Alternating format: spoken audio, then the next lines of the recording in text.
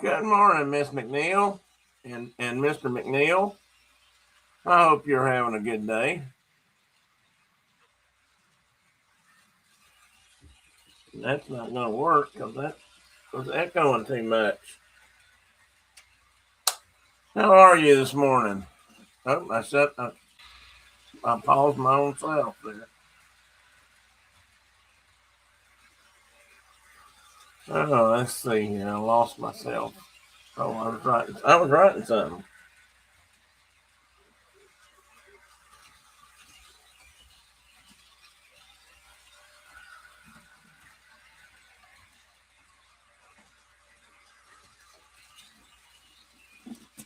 Oops. Oh no! I dropped my ginger snaps cookies.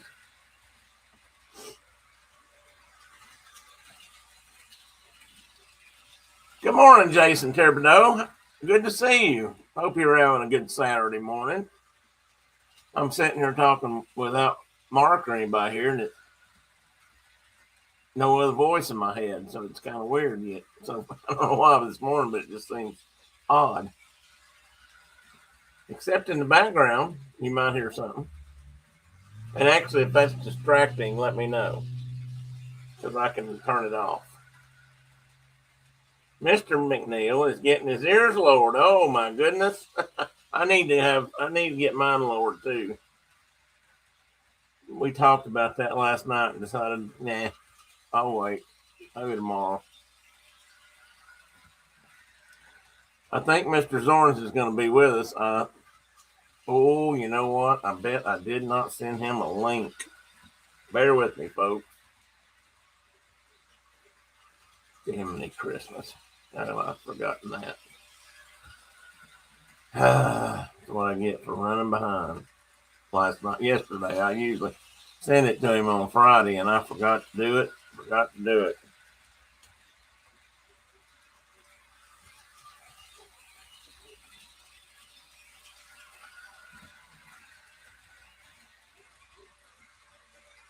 All right, let me send him a text too, just so he knows he's got it. Oh, I've always been a little scatterbrained, but it's now I guess I can blame it on old age because I seem to be getting worse.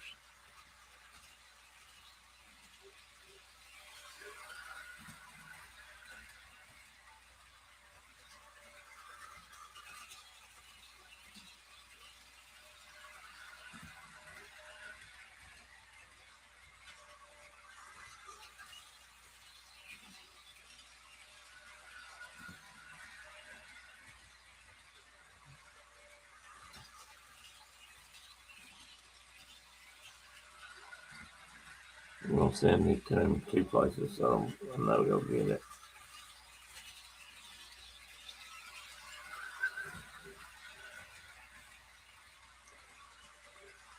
Good morning, Carol. In case you joined me late, I just remembered I'd forgotten to send Mark a link. Unless something's happened overnight, I know was planning to be here because we talked yesterday. I ever mentioned the fact that ginger snaps are the one and only thing I ever dip in Dunkin' coffee.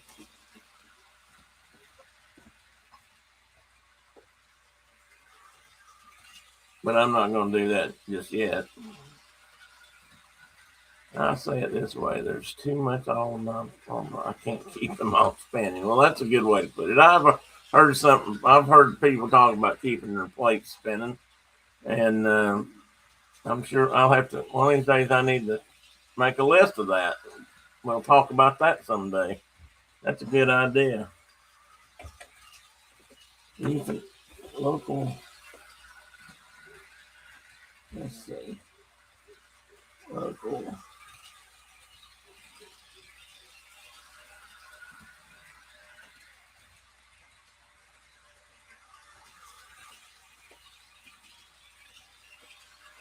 Forgetfulness.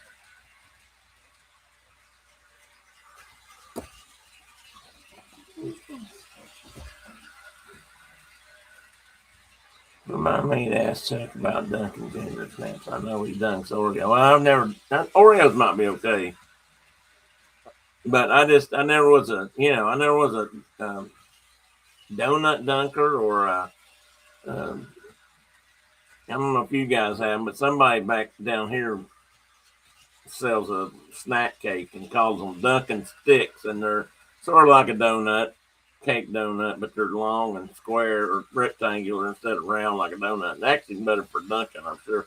They fit the cup better. But I never did try to dunk them. I just never was. I don't know. Just never did appeal to me.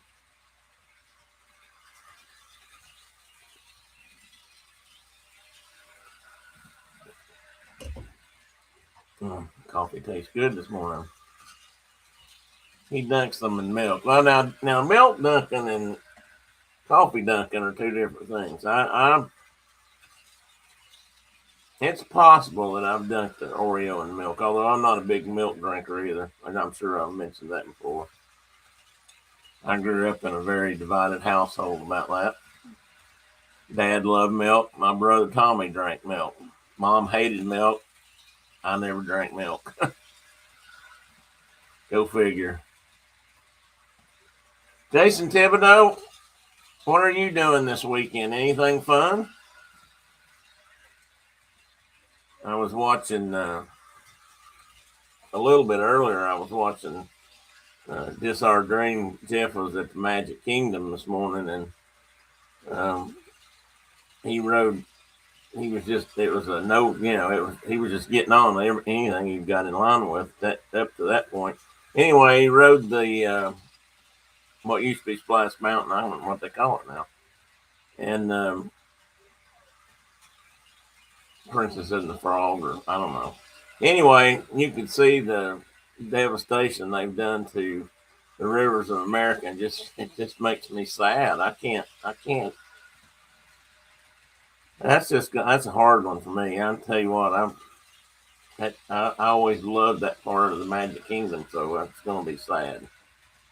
Sad, sad, sad. We call them fingers, and he doesn't dunk them. Oh, you talking about those? What I was talking about, the Dunkin' stick things? We call them fingers. Well, that makes sense.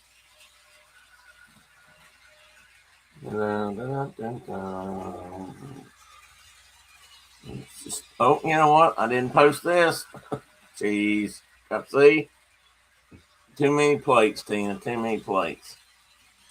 I typed that up and then forgot to send it.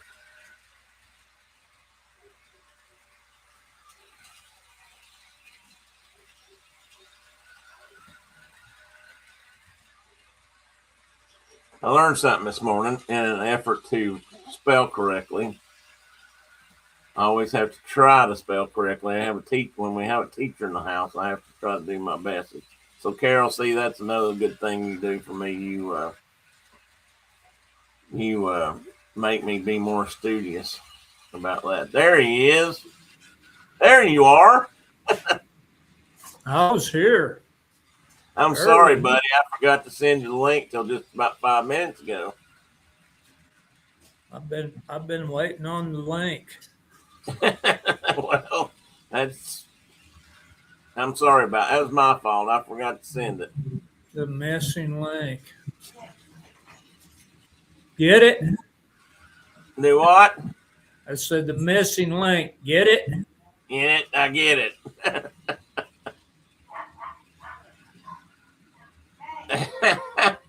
Carol says she's sitting here with her red pen. Oh, I thought I thought you said you were sitting there in your red pajamas. I thought you meant Christmas wear.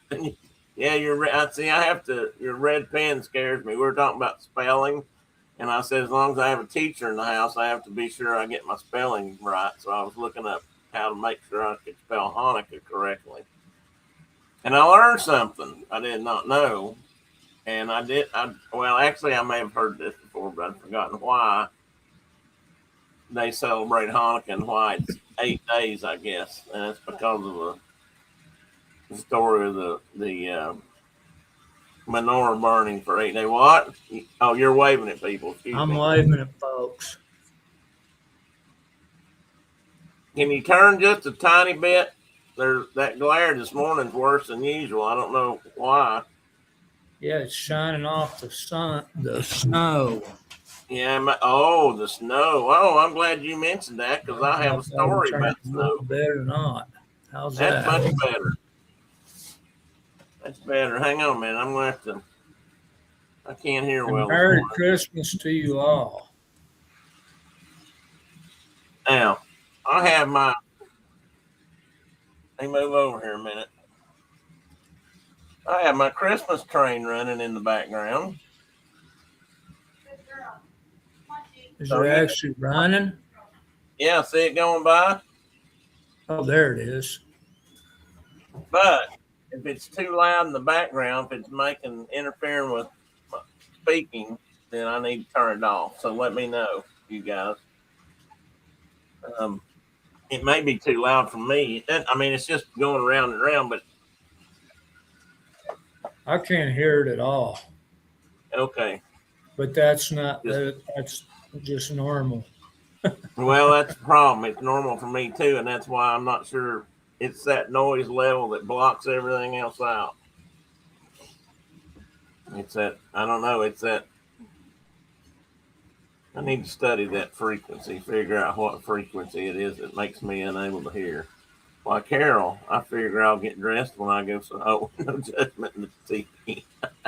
Right, no judgment. I am also wearing my red Christmas pajamas, although I suppose I should get dressed. No, you shouldn't get dressed. Well, I mean, you could. I'm not saying you should not be dressed. I'm just saying that if you're wearing Christmas pajamas, I think that's more than appropriate this morning. Hell, I'd have mine on if I was still in the house, probably. Well, not. I don't have any that actually say Christmas. Hang on a minute. I've got a discombobulation here. Now that fixed that. That's much better. What? Hold on, I got a big thorn I got to dig out. That's what I thought you were going to say.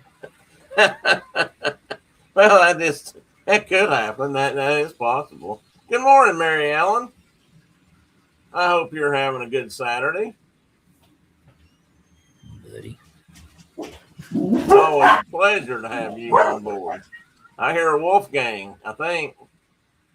You heard the whole bunch of them. I heard claw noise, but I just heard one bark. I didn't know who that There's was. been so many folks in and out this fall that they just bark at everybody now. Oh, Us, okay. everybody. It was just Well, Caitlin coming in from feeding chickens. good morning, Caitlin. She must have gone back out. Oh, okay. Well, when she comes back in, I Or want to slumped tell her by hi. me. I don't know. One or the other. Oh, she was downstairs. Tim said good morning. Oh, good morning. Did you I hope hear you're it? well this morning.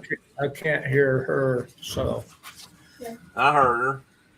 Good morning. Good morning. I heard you. Look there, right there Look on there. the TV. She got on screen. That's excellent. I just need to go ahead. Someday she's going to have to sit down at the end of that table, even if she's not on camera, and have a discussion about dinosaurs or saber-toothed cats or something with us.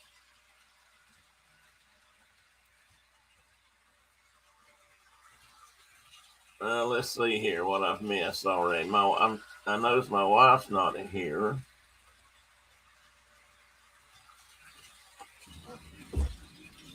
Let me call her. Good morning, Julie McCowan. I hope you're well this morning. So, what's the temperature in sunny Wyoming this morning? I'm comparing. I think it was, hold on, I'll tell you exactly.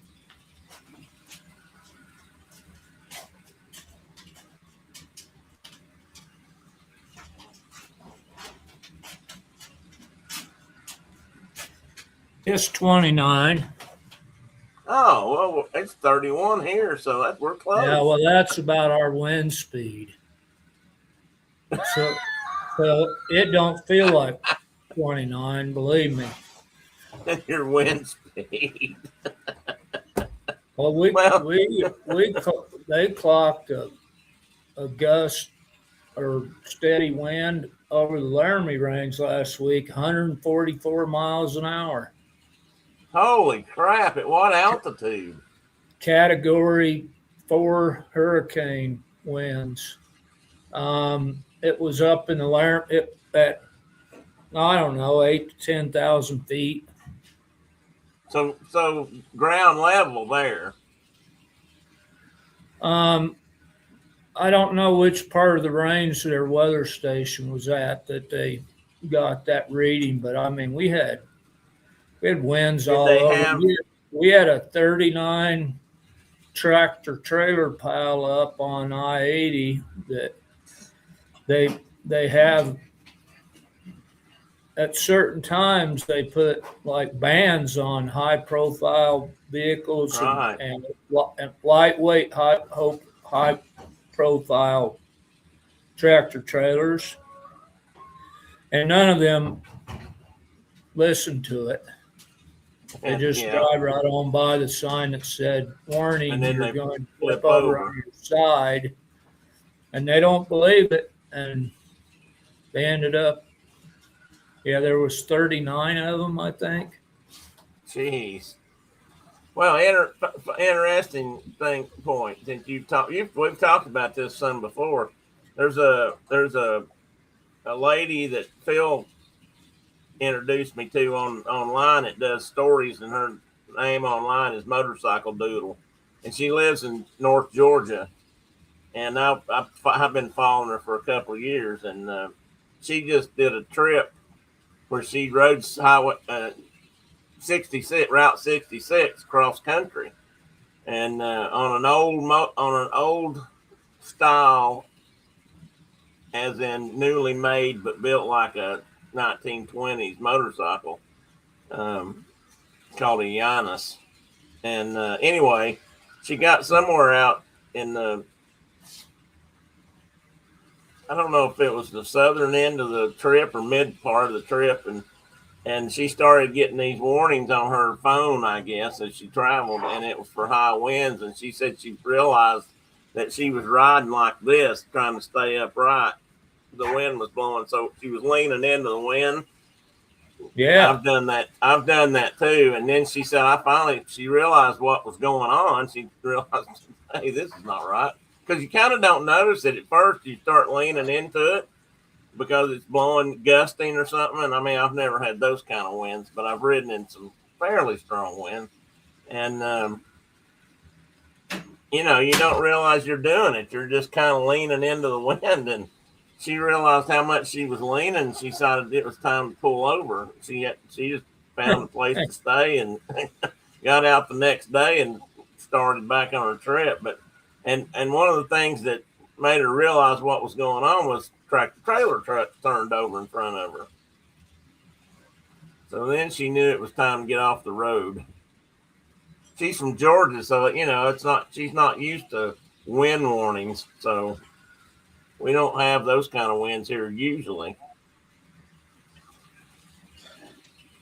But wow, that's Well, I guess they had a big amazing. old wind storm up in David's part of West Virginia that wrecked a bunch of homes, and I don't know if it was a derecho or whatever they call those straight line wind kind of a deals, Right. but didn't hit mom and dad, but it hit the county that David lives in. I heard about that, or at least I heard some about it. The whoops, hang on.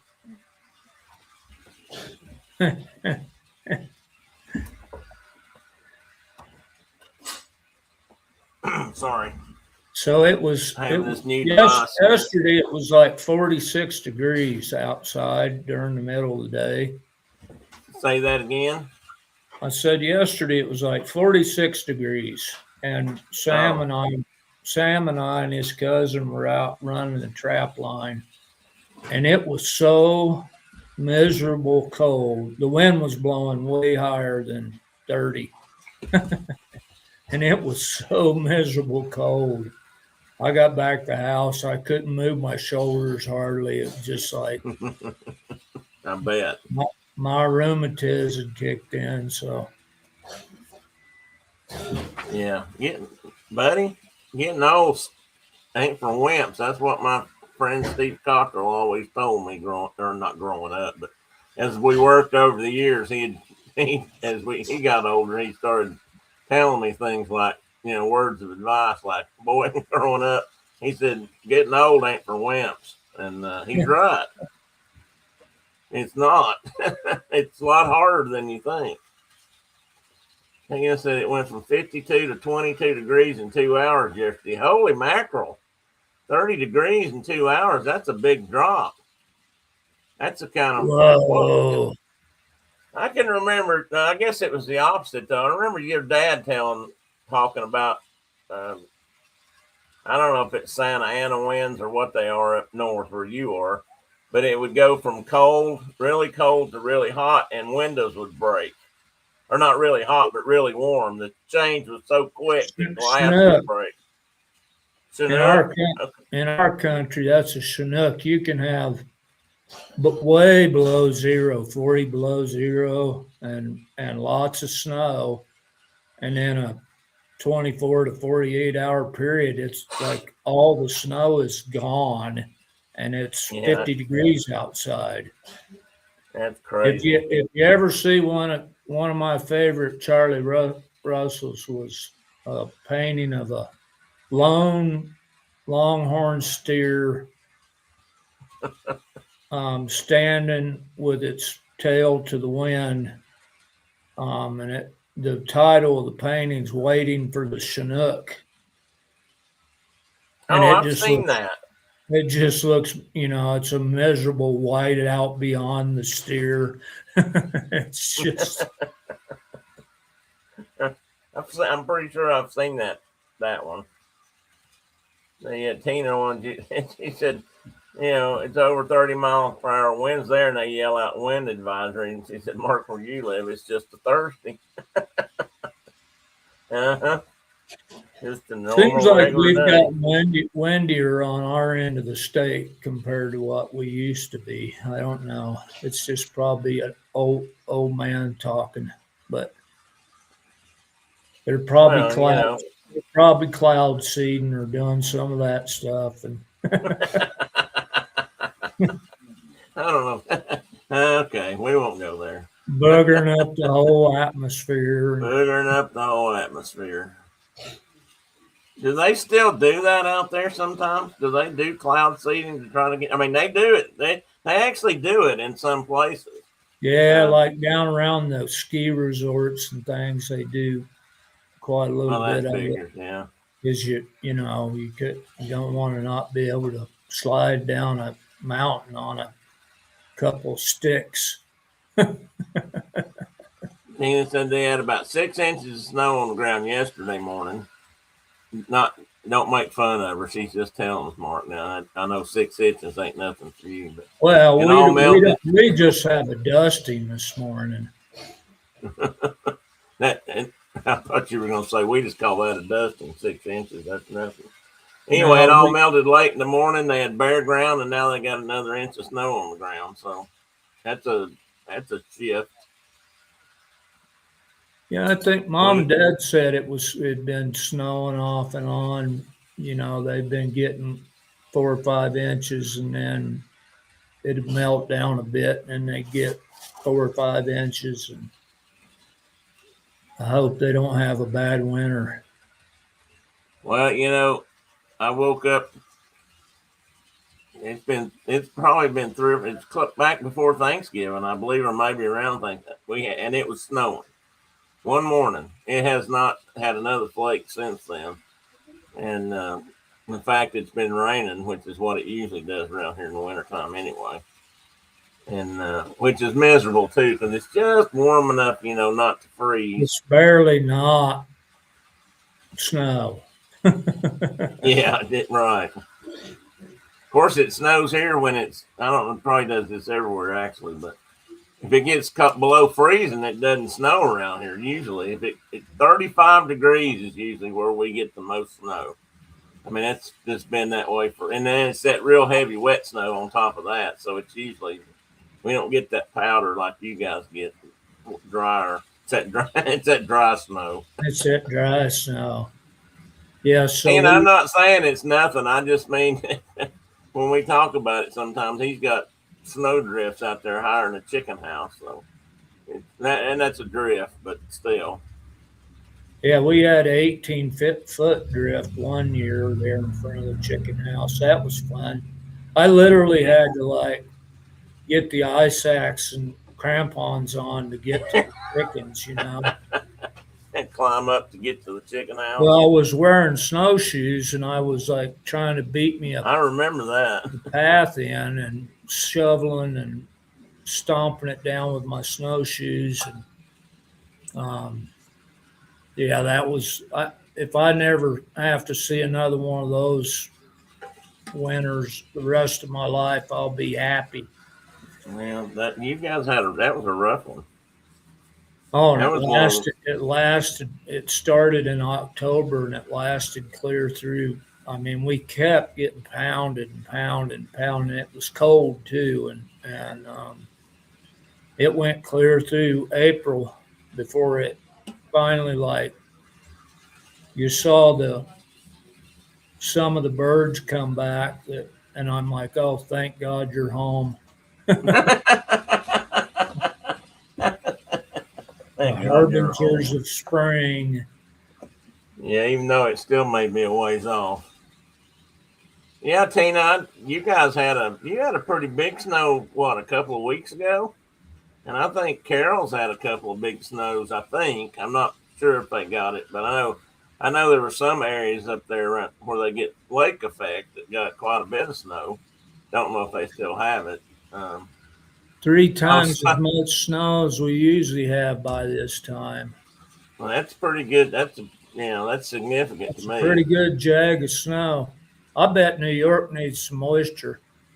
Yeah, I'm sure they do.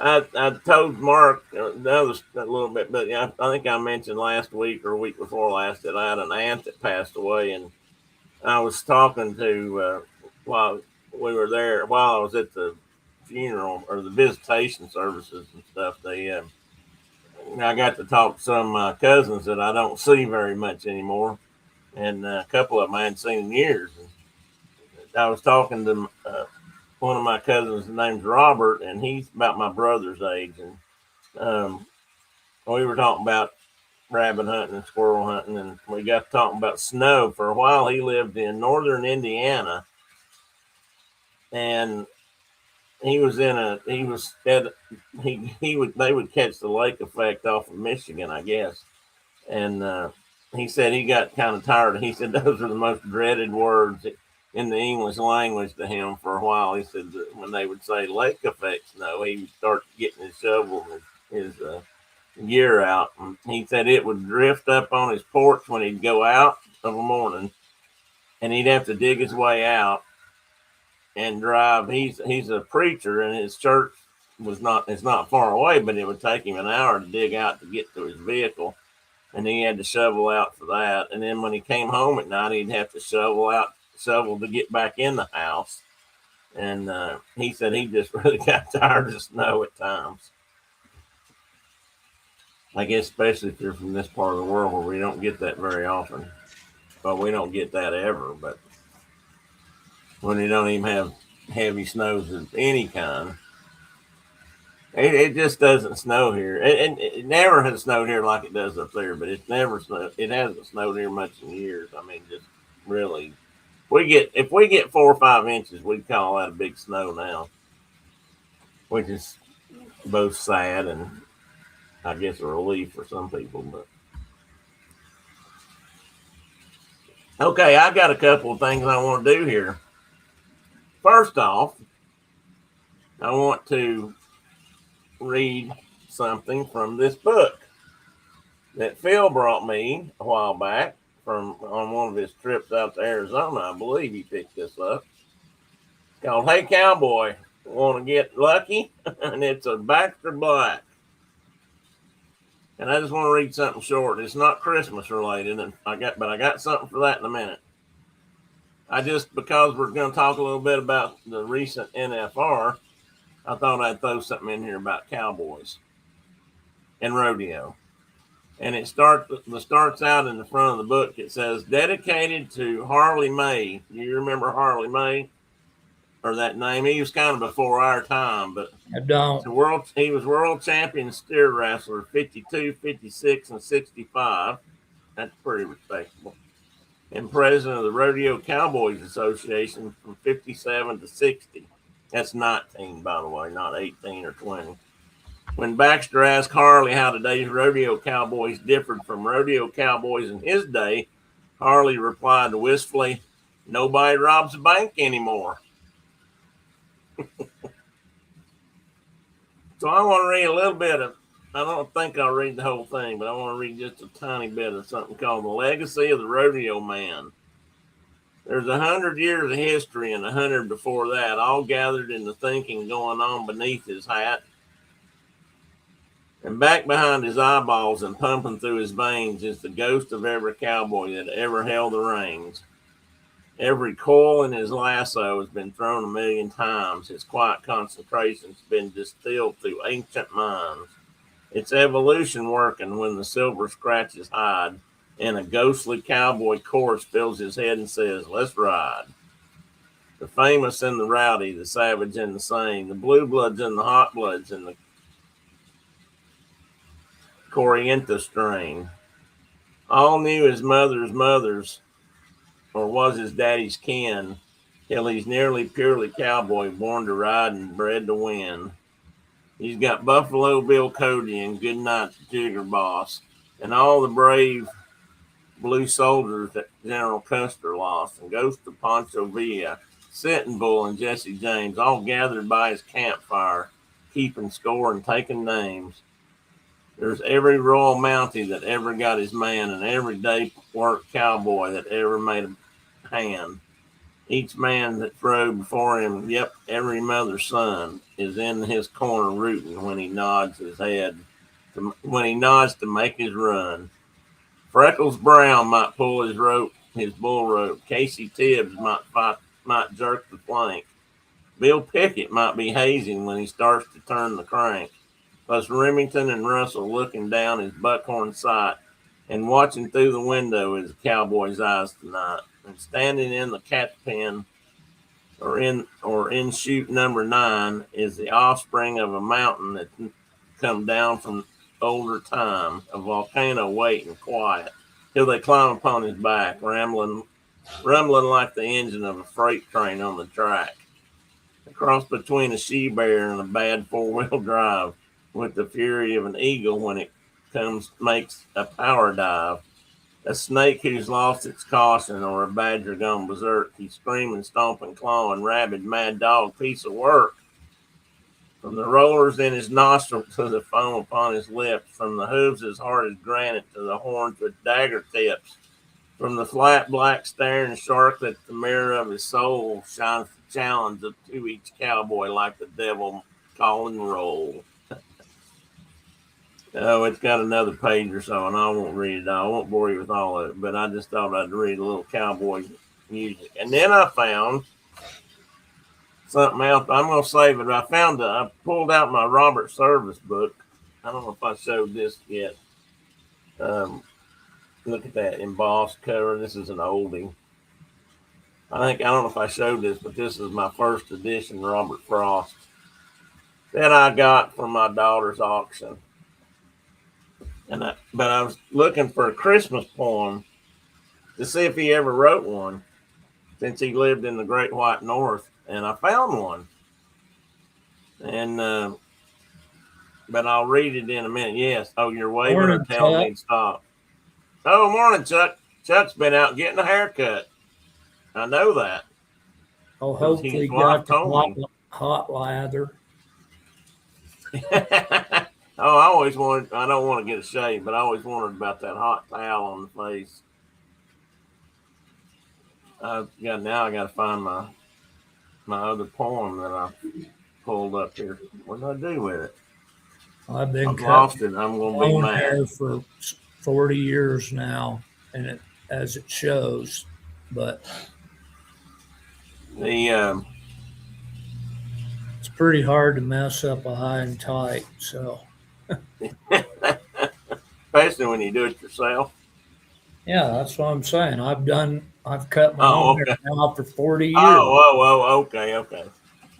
I was yakking. I didn't because I catch it was all. complaining to have to, but I had to pay $5 for a haircut. Well, it gets worse, buddy. It gets worse That than that. that took 30 seconds because I'd always go in, had an old Navy barber, and I'd go in, sit in his chair, and he's like, "The usual," and I'm like, "Yep." And the way he'd go, and he's like, "Okay." And how much was he charging you?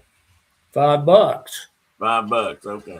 And I'm like, that you just I was in your chair for 30 seconds and you're charging me $5. He didn't.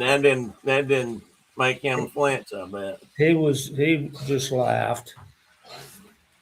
When I moved away and went to Florida and lived for a while, going to airplane school, I'd lived in Jonesboro and got my hair cut there for years and years. I mean, well, all my life. And I don't know, we paid a few dollars to get it. By the time I left home at 18 or whatever, we were paying a few dollars probably to get it cut, or at least $2 or $3. And I went down there, and I decided one day after I'd been there a month or so that I probably ought to get a haircut. So I went to the local nearest barbershop, which happened to be on campus. And I walked in and I said, how much is a haircut? And it was like $15. And I just turned around and walked out.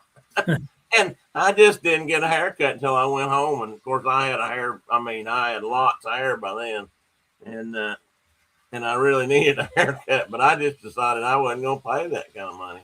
And I wasn't doing a buzz cut back then, or cutting it short as I do now, or as short as you do. And so I didn't get it cut, but I just decided I wasn't going to pay that. I just lived with it long. So anyway, this is today's.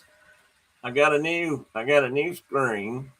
I'm going to start this. It's going to be my 2026 back panel, and if you can see, it's one of those. It's a oh, what do they call it? Burl and Ives painting of squirrel hunters, or drawing of squirrel hunters, which I've had on the show before. And I found this handsome dude right here, which is the only AI on this presentation, just so I let everybody know I didn't draw that. And but I thought he was a good looking squirrel for Christmas. So since it is nearly Christmas, we're going to talk about some Christmas things. And I just saw a mistake I made. Carol, write that up. NFR. Do what? I said you're going to talk about Christmas things, starting with the NFR. Well, it's a Christmas thing to me because it happens every year in December. So it's one of them things that sort of starts my Christmas month out, if you will. First week of December every year. That's right.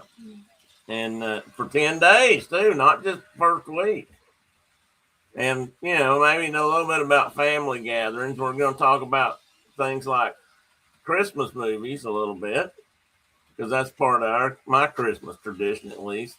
Some people watch a lot of football and basketball and that sort of stuff, but football I watch, basketball they can have. And then, anybody else wants to name something when we get there, we can do that.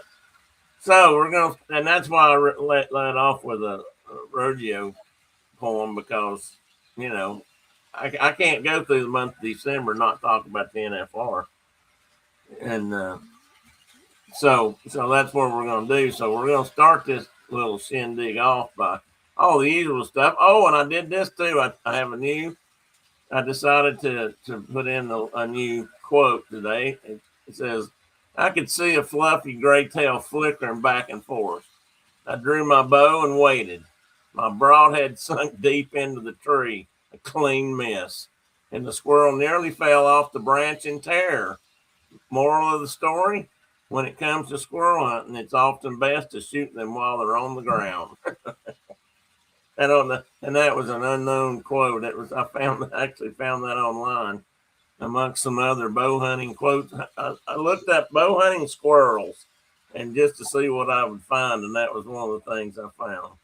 So I put that in there, and Maurice Thompson, he'll probably come back, but I gave him a week off.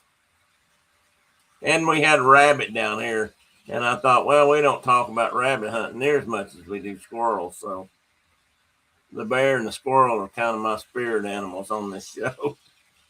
And yellow jackets, damn their hide. So let's talk a little bit about that. And I'm going to get started before I get too late. One reason is Mark may be gone and may have to leave early. If you missed it earlier, they're running a trap line out on, I guess, on the river out back, aren't you? Yeah. Yeah. So anyway, so this year I started out by talking about the elephant, or the horse rather, in the room. And this year the NFR had a serious problem right off the bat. There was an event that occurred in Texas. I don't have the actual dates for that. And but as soon as the NFR started, there were a bunch of announcements made about things that would be changed or things that were not happening. And one was there was a EHV-1 outbreak in Texas. And what is an EHV-1? It's a equine herpesvirus that affects respiratory systems and some other problems, neuro problems, possibly even with horses. And it just so happens that it broke out during an event. Let's see here. I've got that information. Where did I put it?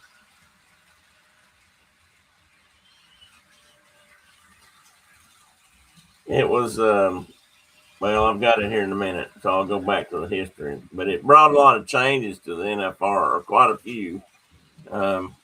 One of which, Mark, I thought you probably noticed this. They didn't do the grand entrance or the grand parade lap or whatever you want to call it, where they all come in on their horses. They just all walked. They ran. They what? They ran. They ran. And did you notice? Some of them did. The crippled up old ones didn't. Yeah, they just limped in and out. But did you see? I don't think they did this every night, because they didn't show it every night, for one thing, which is weird, because they have always shown that big group. And what that is all the cowboys from all the states. Somebody rides in with the flag of their state, and they all get out in the middle of the arena, and they're all on horseback, which is, some of them don't. Some of the bull riders and things don't even want to be on horseback. Anyway, and then they all, of course, ride out. And this year they started walking in, and then eventually some of them started running back and forth. But did you notice on the last show, Mark, some of them came in with stick horses? No, I missed that. I don't think they did it every time, but the last event, last evening, 10th round, a bunch of them that were on the front row, probably the ones that felt like running more, they were riding. They all had stick horses, and they were, whipping their hats and doing all that kind of stuff you might do if you were a kid on your stick horse. I thought that was pretty funny. I don't know how many of them. I don't think they all did it, but there were quite a few that were riding stick horses. So anyway, this virus broke out, and it changed some things. They had to implement some really stringent protocols, including mandatory vaccinations. And there's support from sponsors. I guess those people are the ones that sell the vaccine. Increased sanitization and separation of horses. which is a problem when you're in a place like Las Vegas. I'm sure you have to. There's not that many big stables for that many horses, because I guess there are literally hundreds and hundreds of horses brought in for this event for various Yeah, and reasons. most of them cost you like $1 million or more. Oh, I'm sure they do. But it changed some stuff, and some of the things like the national finals breakaway roping, which is a women's event that has just been brought into the national finals rodeo scene last year, I believe, was the first year they did it, included it, and now it's now and then this year they couldn't do it, so they're going to have that sometime this spring in Fort Worth, Texas. So that changed a lot, and they wouldn't allow a lot of people could not bring their horses with them, even if they wanted to spend the money that it costs to board and feed them while they're there, but because they couldn't take that risk of getting even more horses. And if you had a horse that was from Texas or in those events where there'd been a problem and that maybe weren't previously vaccinated, you weren't bringing your horse with you. And when you're cowboys and cowgirls, not bringing your horses can be a real problem. They had to do a lot of extra testing. There was a lot of extra scrutiny each night before they brought horses into the event. I mean, it was a really big deal, and probably cost the city of Las Vegas, who makes a lot of money on this event, as from a tourist perspective, and just like Mark was saying, people that board horses and do that kind of thing, cost them millions of dollars, from what I've read. I mean, it was a big impact. Um, and some of the things that they modified were the Miss Rodeo America pageant, who normally has a horsemanship competition, I guess, as opposed to a talent contest. They canceled that, or changed it. I think they canceled it. Travel restrictions and quarantines. Horses traveling to Vegas faced increased scrutiny in some states, imposing strict quarantine guidelines on infected animals, impacting competitor readiness, and as seen on the barrel racers mentioned in Sports. There was actually an article in Sports Illustrated about it, which I thought was wow. I don't know how often they even get it mentioned and things like that. But cowboying and rodeos have increased in people's awareness over the last few years. They think it started in Waco, Texas, and really spread quickly through all the horses that were there. It's highly contagious. Like I said, it causes respiratory issues, neurological problems, and it can be deadly. So they had event cancellations all over the country. So it didn't just affect Las Vegas, but rodeo in general. So if you had to live in a town where that's how they make a big part of their living once or twice a year, then that's probably not happening right now. The outbreak threatened a significant economic impact on Vegas. I already mentioned. They tried to make the animal. It was mainly for animal safety, though. I want to make sure that was the big deal.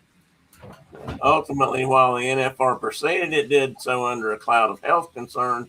They talked about it a lot early in the week, and then they didn't talk about it as much towards the end of the week. But when the things first started, it was a big deal, because there were a lot of events and things that weren't happening. Not just because during the NFR in Vegas, it's not just the National Finals Rodeo that goes on. There's a huge roping event, I guess, that goes on at the South Point, team roping and that kind of stuff, amateurs and people that aren't in the NFR. I didn't realize that. I saw a show by Flint Rasmussen who was telling about all that stuff. I guess his daughter's a roper, or was a roper, maybe still is, and they were talking about it on one of his shows. So it was a really big deal. And finally, the last confirmed cases, and this was as of yesterday, was in Tennessee. A 2-year-old Tennessee walking horse filly in Bedford County tested positive and they started developing signs on December 15th, and they tested her, and sure enough, and now she's in quarantine. So that's another state that's affected. And Texas, a donkey in Bowie County developed neurological signs and was transferred to a referral hospital on December 17th. And the animal was recently acquired from a livestock sale. In this case, is separate. They're not sure if this one got started in the Waco outbreak or not. The primary multi-state outbreak of the virus, I'm not even going to try to read it all, originated at the Women's Professional Rodeo Association, WPRA, World Finals and Elite Barrel Racing event in Waco, Texas in November. So November 5th and 9th is when it broke out, and affected the following states that had been confirmed in Texas, Oklahoma, Louisiana, South Dakota, Colorado, New Mexico, Arizona, and Washington. So it's pretty widespread, and now has been found in other states, like I just mentioned, Tennessee, for example, Florida, Pennsylvania, and Maryland. So it's widespread and still spreading, although I did not hear of any new outbreaks or anything related to the NFR at this time. I've not heard anything, at least. So that was a really big deal for this year's event. So let's talk about the good stuff. And that's who we had for winners.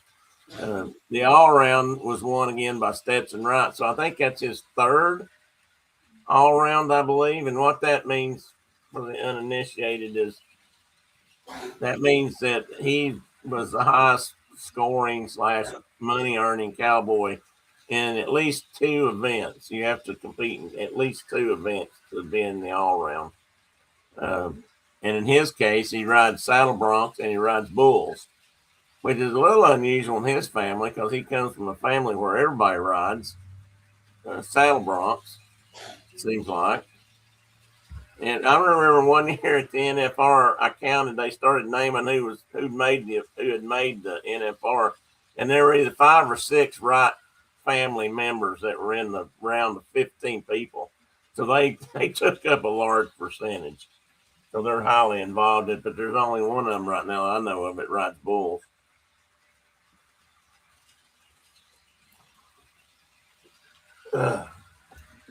Bareback riding was won by Steiner Rocker.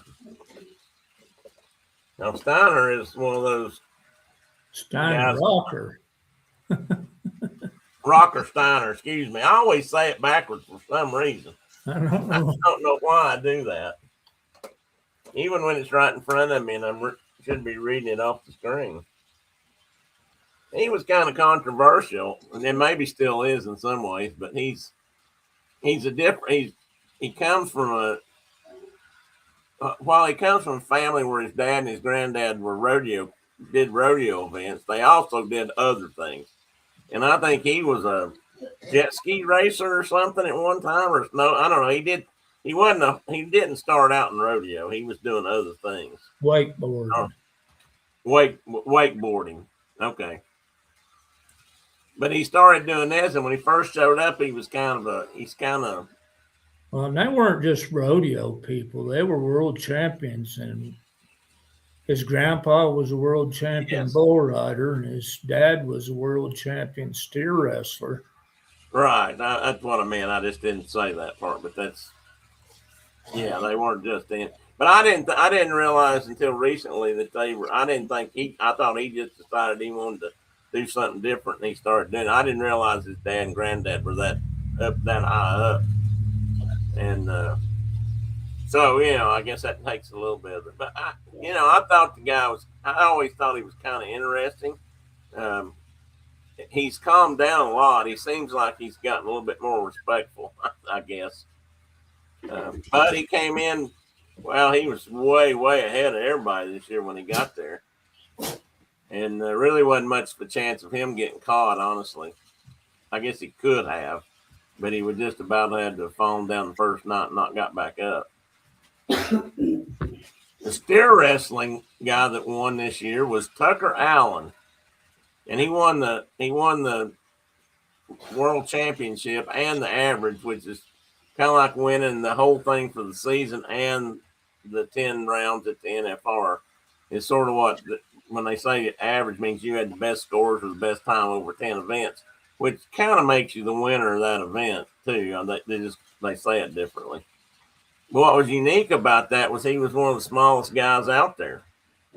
He was the smallest guy out there Steer wrestling is big guys. Quite some pounds. He was only 180 pounds.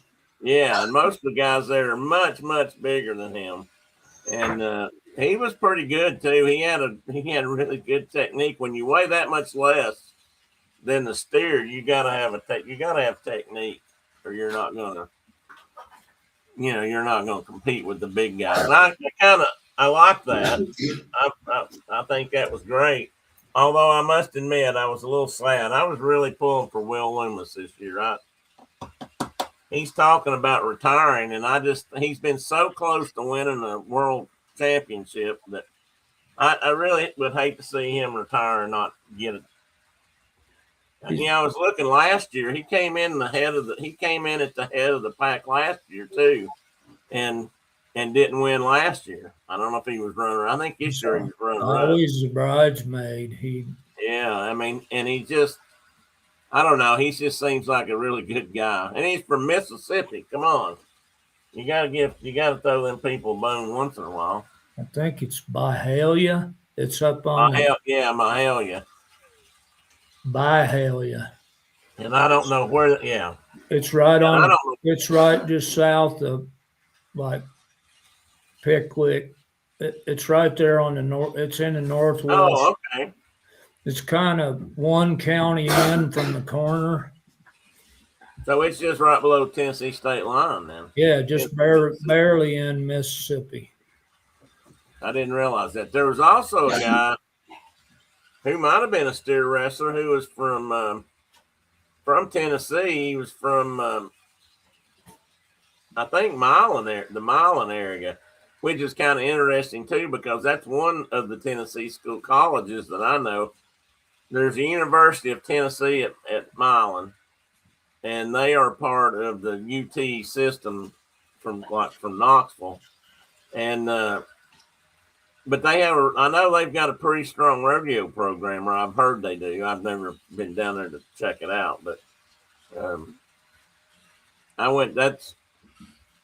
worked with some of their people when I was doing my master's degree at Knoxville. I went to Jackson, Tennessee, and did part of my studies, and that was run by the Milan office of the university. It was the outreach or the main experiment station down in that part of the country. In fact, it may be the biggest one in the state, for that matter, for UT. So anyway, that was kind of cool.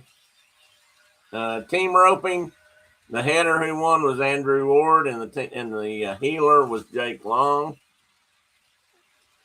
Tell them who headers and healers are, Mark. I mean, what they do. Tell them what? Headers and healers. Tell them what headers and healers do. Well, the header ropes the head, turns the steer, and the healer snatches up its back 2 feet. Yeah, and you have the header throws a little loop flat on the ground that grabs those 2 back feet, and it works. I mean, it's I'm not any good at it, but it works. I never have been able to figure out. And the guys, while you're setting that loop in there, it's a long loop, and you're rolling it under that, between that steer's front legs and hind legs. And it's kind of a flattened loop, and you just roll it underneath there, and bingo, you got. Bob's your uncle. If you're good at it, you catch both back feet, which is what you get a 5-point penalty if you only catch one. Yeah, 5 seconds. They add 5 seconds to the. Yeah, it's an event where it's scored by time. So if you get a 5-second round, but you only catch one leg, then it moves it to 10 seconds, which is that's you ain't gonna win nothing if you do that. You might staying the average, as they say. Yeah, I mean, guys were roping up, heading, and then heeling that steer on running full blast horses in 3 seconds, or 3 5s or whatever. Yeah, I mean, it's just They were just amazing how quick amazing. I was glad some to of see those. Derek Begay and his partner finally got one. Yeah, I like to see him do good. He's been around for quite a He's while. a cowboy. I mean, he's Yeah, he is. He's the real and a, thing. and a Navajo. And a He he's Navajo. he's a real cowboy. Yeah, that the video that what's his name did, and I can't think now. I can't think of his name. You know who I'm talking about though, the kind of goofy, funny guy that hangs out with JB, or Oh, JB Bill hangs out. Brisby. Yeah, Brisby went down and did a really good video with the whole Begay bunch that went out and were catching wild steers in the brush, or wild bulls or whatever they are in the brush. Yeah, they were. So they were down on a piece of ground that was acquired by the two Apache reservations, San Carlos and White Mountain, and the people that had been running cattle in there before it was reservation land, they got kind of forced out of there, and they just left their cows, and so there's all these wild cattle that are free for the taking if you live on the res. and they're because they're unbranded. Yes, I mean, we've talked about that before. If cattle aren't branded, they don't belong to anybody. Sort yep. of. Mavericks. Maverick. Yeah, that's where that word came from. If anybody ever, Chuck might remember the Maverick TV show. I know I grew up watching it. Yep. And I always wondered where that name came from, but that's what it technically means. It's wild cattle. Well, I they don't were know. so Maverick was a rancher in Texas, and in South Texas, Ah, down by the King Ranch country, and everybody, state law, even in those days, you had to brand your cattle, and he refused, and okay. so if anything was slick out there, meaning it was unbranded, it was free for the taking. That would make it hard to keep up with. You could go broke that way. Yeah, and he did. He eventually did, I think. You know, his cattle would wander in with branded cattle, and they're like, "Well, that doesn't have a brand. Rope it and tie it and slap a brand on it and move on." So anyway, it's a quick and fast thing, and it's funny. When I was started watching, hey, you gonna come on? You gonna join us? When I was a kid, or when I first started watching rodeo, I didn't pay much attention to that. Bucking events were probably my favorites, and roping stuff wasn't so much. I didn't get as excited about that. And as I've gotten older, I really appreciate that a lot more. And I watch those guys. I try to keep up with those guys, not just them, but the tie down ropers and the calf ropers. And I don't get to see it very much, but I guess you probably see it out there. And that's steer roping, which is a whole nother animal. I mean, that's a whole nother thing than roping calves. I never. That's amazing to me to watch them do that, because that's a big animal out there. Of course, steer wrestling is similar, but they're even bigger steers when they're out there roping them and doing that kind of work.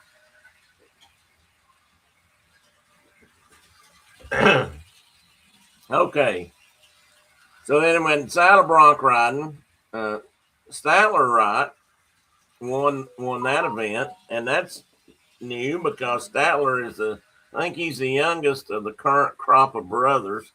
Ryder, Rusty, Stetson, and Statler, I believe, at least those four. And he's not ever he's the newest one of the bunch and hadn't been at the NFR but twice, I think now.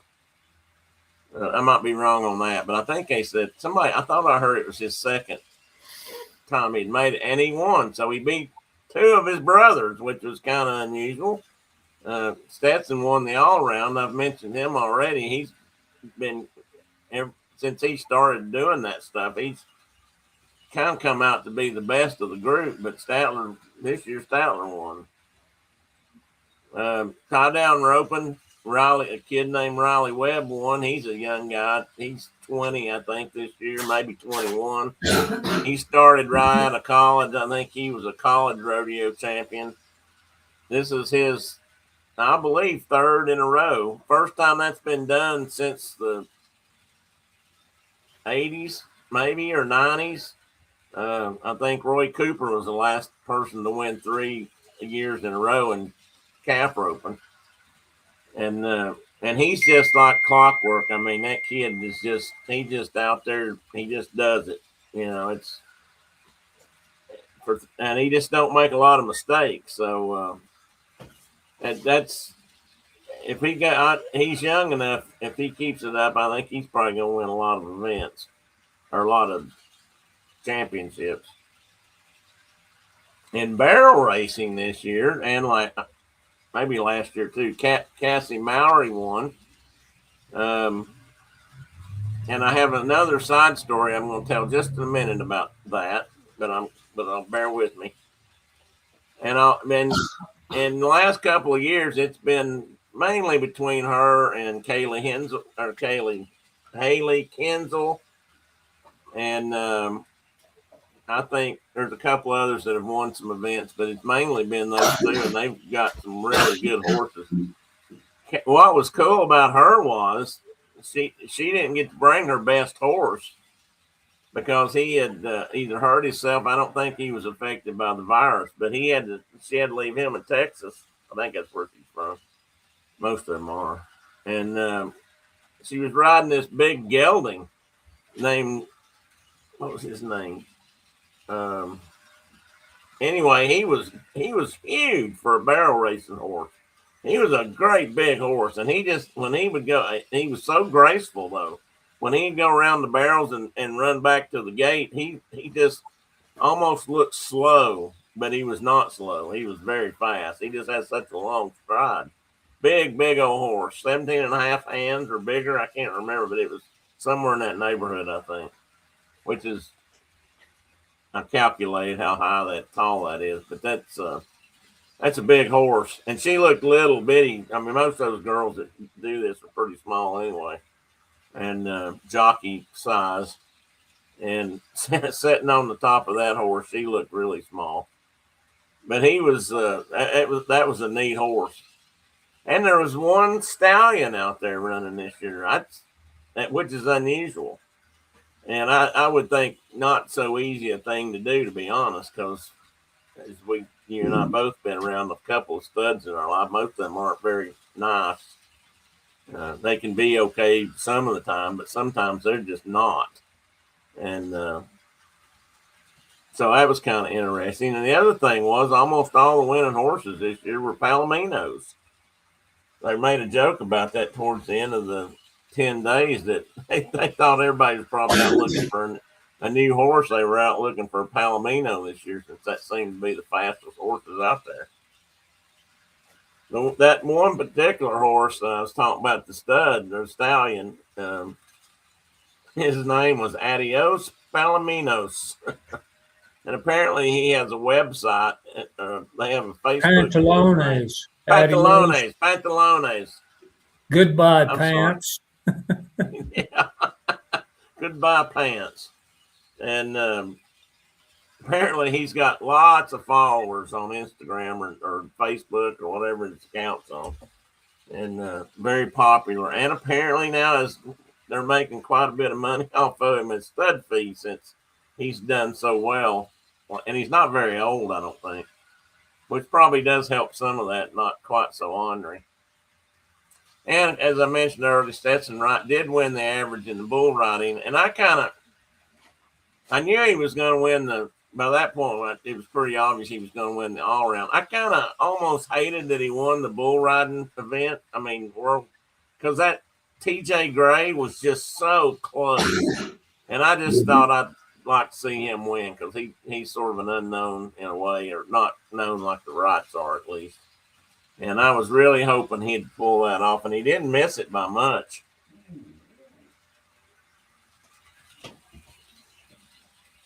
Anyway, that was the NFR in a nutshell. Now, there is one cool side story here that I really thought was interesting. And I probably won't say this name right, so just bear with me. Well, a couple key things. Stetson Wright had a real dominant performance. Of course, he won both the all-around and the bull riding titles. Tucker Allen, we've already mentioned the fact that he was the smallest guy out there and won. But the cool story, I thought, was about a young lady named Julie Pollard. I'm not going to say that right. Probably it's French-Canadian. She is French-Canadian, even though she now lives in Texas, probably so she can do this kind of thing. But she made history as the first French-Canadian to ever run in the NFR, and she won the average. Now, what's really cool about that is she wasn't even supposed to be there. She finished 16th, I believe, in the annual scoring, so she didn't qualify for the NFR. But another racer, Anita Ellis, got hurt a few weeks ago before the NFR came around and wasn't healing up fast enough. She decided to bow out. And so they passed the next invite was for the next person on the list, kind of like the, what they call them in beauty pageants, the runner-up, reserve champion kind of thing. And they picked her to be there. So she was last in the field, came in not as an unknown, but, not supposed to be there. And she ended up winning the average, which was just really cool. So she basically won the event this year at the national, not the annual event. She didn't win world champion, but she did win at the NFR. And I just thought that was really cool. Because like I said, she wasn't supposed to be there, and she ended up doing really well. I want to say they won one round, but I'm not positive about that. I'd have to go back and look again. I was thinking towards the end of the week she might have actually won a round, but I'm not positive. But she did win the average, and that's what counted. And that, I just, rags to riches kind of story. I just thought that was interesting. So anyway, every once in a while you do get lucky and things happen for the right reasons, I guess. Let's see now. What was I going to talk about next? So, I said family gatherings. When I was a kid, and up until I was, late 20s, maybe early 30s, my family always had big gatherings at on my dad's side of the family, and my mom's to some degree, but mostly my dad's. All the Pruitts got together, and we would go up there. Even from Nashville, we would drive to Johnson City for Christmas, and we'd get in on those events. But nowadays, it's down to just kind of us. But this year, we're going to be doing things a little bit differently, and the reason I'm bringing it all up is we're gathering this weekend. Jen and her husband Brian are coming up today, about sometime this afternoon, and Kelly and Brad, her husband, are coming up tomorrow morning, and we're doing Christmas early, exchanging gifts early, let's say, because Brian and Jennifer are going to New Orleans again this year. So they're going to go down for Christmas to see his dad, which is a good thing because his dad has been sick. He has cancer, and they thought his time was pretty short. So last year they gathered because they didn't know if it'd be their last Christmas. But he's doing somewhat better, I guess. Certainly not cured, but he's still alive. And that's a good thing. And so they're going to go down and visit with him. He's the guy, Mark. He's the guy that does the really great wood carvings. Yeah. The decoy guy does the bird. I mean, he's really good. And if I could afford one, I'd love to buy one of his decoys from him, just because I'd like to have it here at the house. But he's just does, and as far as I know, he's still doing that. He's not had to quit, so that's a good thing. So I don't know. You guys are going. I'm sure you guys have gatherings. I'm sure everybody's coming to Nana's house before No, Christmas is over. not this year. No? Oh my! Sam and Jess and their kids are going to Casper, where her dad lives, and there's in-laws in from Mississippi that are going to be with Jesse and John, and okay. And then we may or may not get to see Jimmy and Amy. I don't think they're all getting together tomorrow. I think he's getting an update.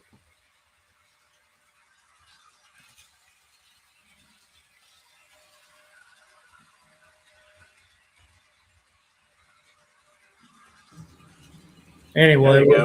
We're getting together. The whole bunch of us are getting together tomorrow. Ah, okay. So you're having early too. So we'll have our early one too, and then they're going to go to the scatter the four winds. So my wife went to the Pruitt family gatherings for, when you're not married or you're growing up, it's just, you pretty much just go wherever your parents take you or wherever your family is. As kids, our kids got married, and we got married, things changed. But one of the things about Brenda's case is she started going since we started dating in high school, she started going with me to the Pruitt family gatherings every year, probably from about the time she was 17. So she almost went as many years as I did. And we kind of continued that sort of thought for a long time, but it's gotten harder as we've moved a little bit further away from the girls now, but they also have family. Brad's from Wisconsin, and his mother lives actually just right down the road from us, about 10 or 12 miles. And that's why they're coming up tomorrow. They're going to come see her tomorrow and have their Christmas, because I believe he's going to Wisconsin, and they may be also, for all I know, but he's going to Wisconsin to see his biological dad up there for Christmas, I believe. That could have changed, but that's what they said originally. That's why they're coming up tomorrow. And so, it makes our gatherings not quite as formal or on a certain day as it used to be. I mean, growing up, it was always Christmas Day. And in fact, I mean, when our kids started growing up, we made a decision, because growing up every Christmas morning, my mom got us up at 6 o'clock in the morning, it seems like, and we had Christmas. Santa came, and we couldn't, of course, as a kid, you weren't sleeping anyway. Let's face it, we were all laying there awake, waiting and listening. And but then as soon as we got through with our Christmas, we loaded up in the car and went to Kingsport. Well, just actually right up the road from where I live now, and visited Mom's side of the family, her mother, and whoever was around. And then we got back in the car and drove to Greenville, and that's where we spent the rest of the day at my dad's parents. And that's how it went for years and years and years. Well, until I left home, basically. Well, sort of. I mean, we weren't getting up at old dark 30, but we were still doing the same routine. And then we kind of did that with our girls for a few years. And then Brenda and I decided that we wanted our girls to have Christmas at home at least once in a while. So we started staying home more often. And of course, over time that evolved into, that's pretty much what we did. But the so it's gotten a little tougher to get together. But this year they decided they were going to come up here. I told Brenda early on that I would like to have at least some Christmas up here, and that's not have to go down to their house, just because they didn't thought we moved away too far, and which still baffles me a little bit. But but they're coming up here, so we're doing that today and tomorrow, or this afternoon and tomorrow. Jen and Brian decided they're going to come up and spend the night. So that means Brenda and I have been hustling, her particularly hustling around trying to get some stuff ready, which is, I guess, the bad part of having it here. But it's still good. We had to clean out the guest bedroom because we just don't use it for that. We don't have much company. So till you guys come down, and you'll get stayers maybe. Anyway, so that's one of the things we're doing. I don't know, has anybody else got any big family gatherings or traditions like that they do for the Christmas season? And then, and I will, if somebody says something, I will point it out or highlight it. But I'm going to go on to the next thing. One of the things I try to do every year, besides the rodeo, is watch movies. I try to watch a bunch of Christmas movies. And some of our favorite Christmas movies are like The Muppet Christmas Carol. That's one of our must-dos every year. Usually I watch It's a Wonderful Life at some point. Usually that used to always come on just on Christmas Eve. So I tend to watch it on Christmas Eve. I don't watch it as much, but it is a good movie, and that's Elf. And I thought that was Kelly's favorite Christmas movie, but she sent me a note and said that she thinks that her actual favorites are a couple of mine, and she might have just said that to make me feel good. I don't know, but let's see if I can find her text now.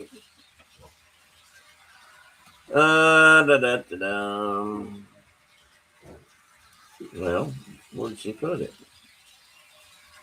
Anyway, a Christmas. What did she tell me? National Lamp. Oh, Christmas Vacation and A Christmas Story, which we've watched. I watch at least a couple of times a year when it's on for 24 hours. I just can't help myself.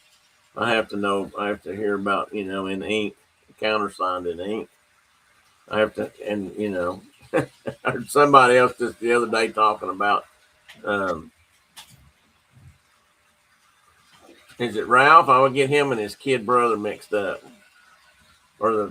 Anyway, when he got his decoder ring and he decoded his message. It was Ralph. He decoded his secret message. It was, don't forget to drink your Ovaltine.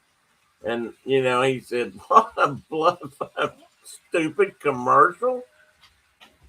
And then he said, a standard issue cuss word around here, SOB, and threw his stuff down on the floor. And his brother of course, he had to evacuate the bathroom. His brother had to get in there. But anyway, that's a, family story too. But that's just that's the funniest part of that movie, I think, for me. At least for one of the funnier parts. But those are some of my favorite Christmas movies. But I also like George C. Scott's version of A Christmas Carol. I think that may be my favorite version of A Christmas Carol beyond the Muppet Christmas Carol. But I also like the one Patrick Stewart did. I think that's a really good one too. Those both were done for TV originally. And then I didn't realize this, and I didn't even watch it after it came out for 2 or 3 years. Didn't even realize what it was really about. But Disney's Christmas Carol movie, one of their animated versions, had Jim Carrey in it. He played the Ebenezer Scrooge character, of course, in animation. I didn't realize it was him, and I didn't, and that's actually a pretty good version. Then there's all kinds of old favorites like Mr. Magoo's Christmas Carol. Bugs Bunny has a Christmas Carol version, and there's a whole bunch of others. In fact, I looked it up because I wanted to get some dates correct. Well, in fact, I forgot to put them down. I think Patrick Stewart's Christmas Carol was in 94 or 99, and somebody else, the Muppet Christmas Carol came out in 92. I'm not sure when the Jim Carrey Disney version came out, but there are at least 247 movies, television programs, or animated versions of the Christmas Carol, Charles Dickens Christmas Carol, that are out there available. I know Philip, my buddy Philip, his favorite, one of his favorites is one of the very early ones. Might be Alistair Cook or somebody. There was a British version that came out in the 40s, I think. And he always watches that one, during the Christmas season. Carol says, we're going to the zoo to see the lights. Oh, that's cool. And everyone will come to their house on Christmas. Well, you'll have a house full then. Carol says the Muppets is her favorite Christmas movie. Tina says it's all funny. Love that movie, but I also love It's a Wonderful Life. I when I was a little bit younger, I thought A Wonderful Life was just kind of long and boring. I didn't watch it. And then I watched it one year. I don't know, the kids were little and I just decided to watch it. And I just decided that was absolutely one of my favorite Christmas movies. It's just a really well done version of the whole story, I guess. I mean, in some ways, it's a little bit like a Christmas Carol also when you get right down to it. But anyway, that's some of the things I like to do for Christmas, or we do around here. So I'm sure we'll probably see we'll probably watch something tonight, at least one. And my guess it's going to be the Muppet Christmas Carol. There's so many funny things in there. One of Brenda's favorite parts of that movie has always been where Bob Cratchit's trying to talk Scrooge into letting all the rats have the Christmas off, and they're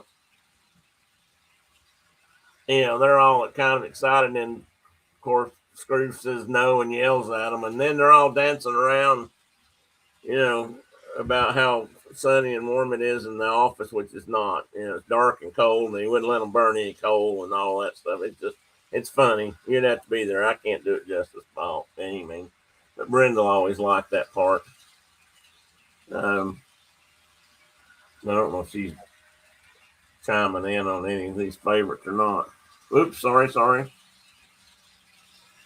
But anyhow, that's some of our favorite things to do. I mean, I know some people probably don't watch movies and do that kind of stuff. I mean, Lord knows I wish I could go out and do some of the things you got. I think you still go out and cut a Christmas tree, or normally you do. I don't know if you got to do that this year or not, since you weren't not well, but maybe Sammy or somebody did it for you.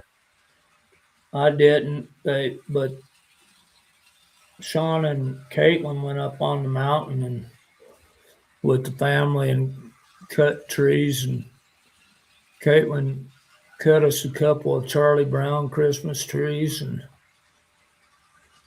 we liked them kind of small. We put them up in the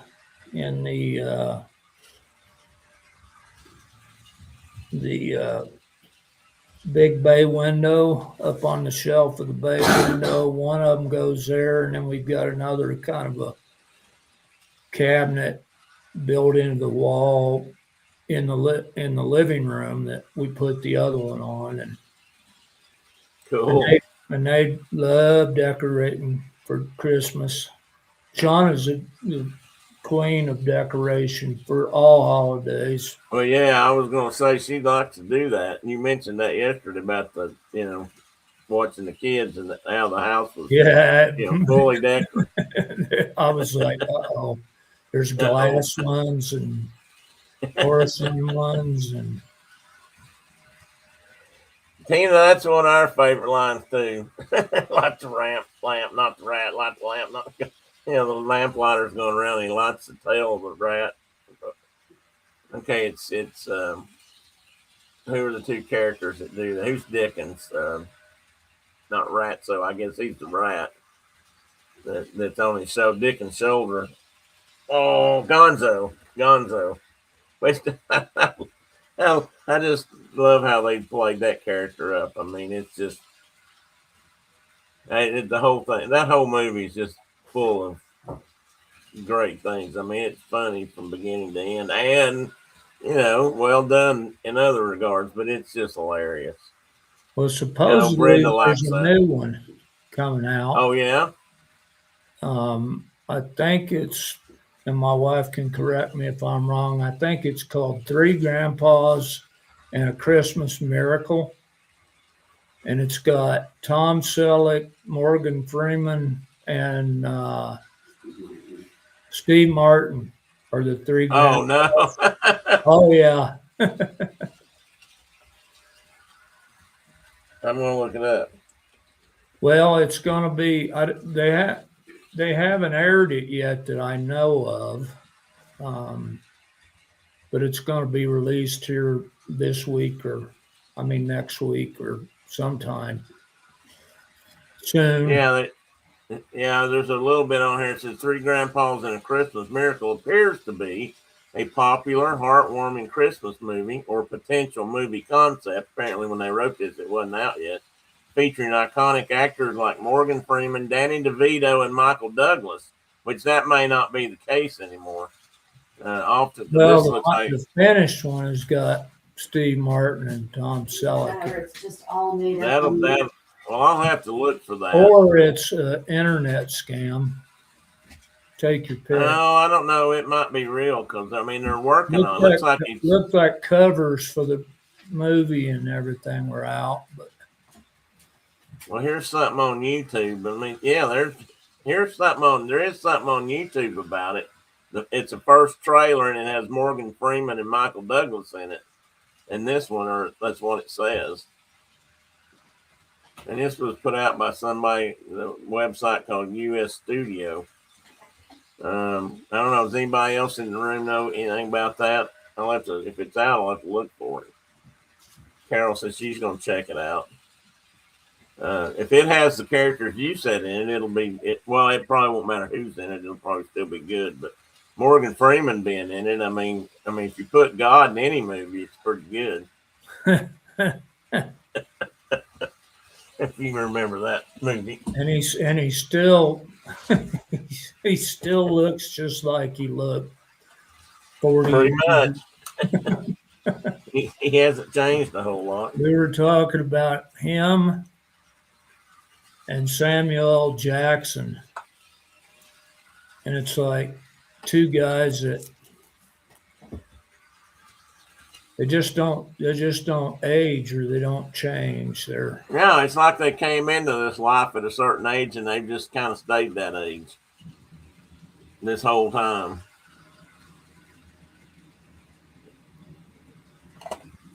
Tom Selleck hadn't done too bad, but he's kind of like me. He got a little too big. He's bigger around than he used to be, and he's a little bit grayer.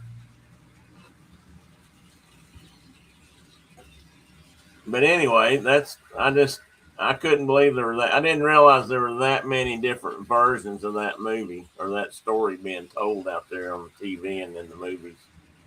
It's that's a lot, and there's more coming out all the time. Like this one, if that's real and that comes out, that's another one.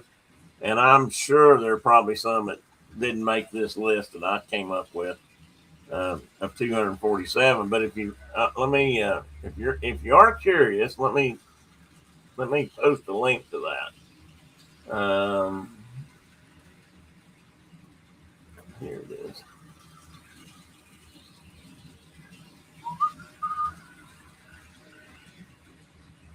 Oops, covered myself up there. Where'd I go? Here it is.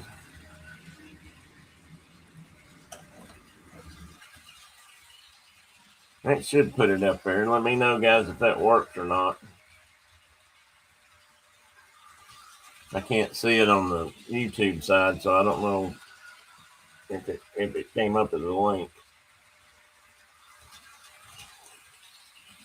Okay, let's see what's on the next page here. So, and then there's always, a lot of people do sports. Again, growing up, when we would go to the Pruitt household, uh, my granddad was he always liked football, especially if it had anything to do and basketball or sports in general. Especially if it had anything to do with the University of Tennessee. He and my grandmother went to football games for years and years and years with season tickets.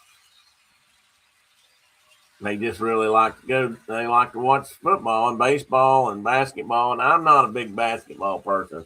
And basketball seems like there's a lot of basketball usually on at Christmas time, so I usually am watching something else. Uh, but this year there may be a football game or two. I'm not sure how the college playoffs. I know some of the bowl games have already started. There was a game last night. Alabama and Oklahoma played for their next spot in the playoffs, and I believe Alabama won by 10 points. I think because that's what it was when I left the room or turned the TV or changed how went somewhere, and maybe it just was over. So maybe that was the end of it. I know Oklahoma was trying to get within a touchdown or a field goal of them and missed the field goal, and that pretty much left it at 10, by 10 points. So I'm pretty sure Alabama won it. I think there was only a couple minutes left by then. I don't think they collapsed that much. Oklahoma beat the crap out of them in Alabama earlier in the year, so they kind of owed them one, I guess. So they'll play Indiana, I believe, next. And I don't know, Indiana might be too good this year. Hey, you got a Christmas hat on, buddy? Is that new? I know that's a stormy.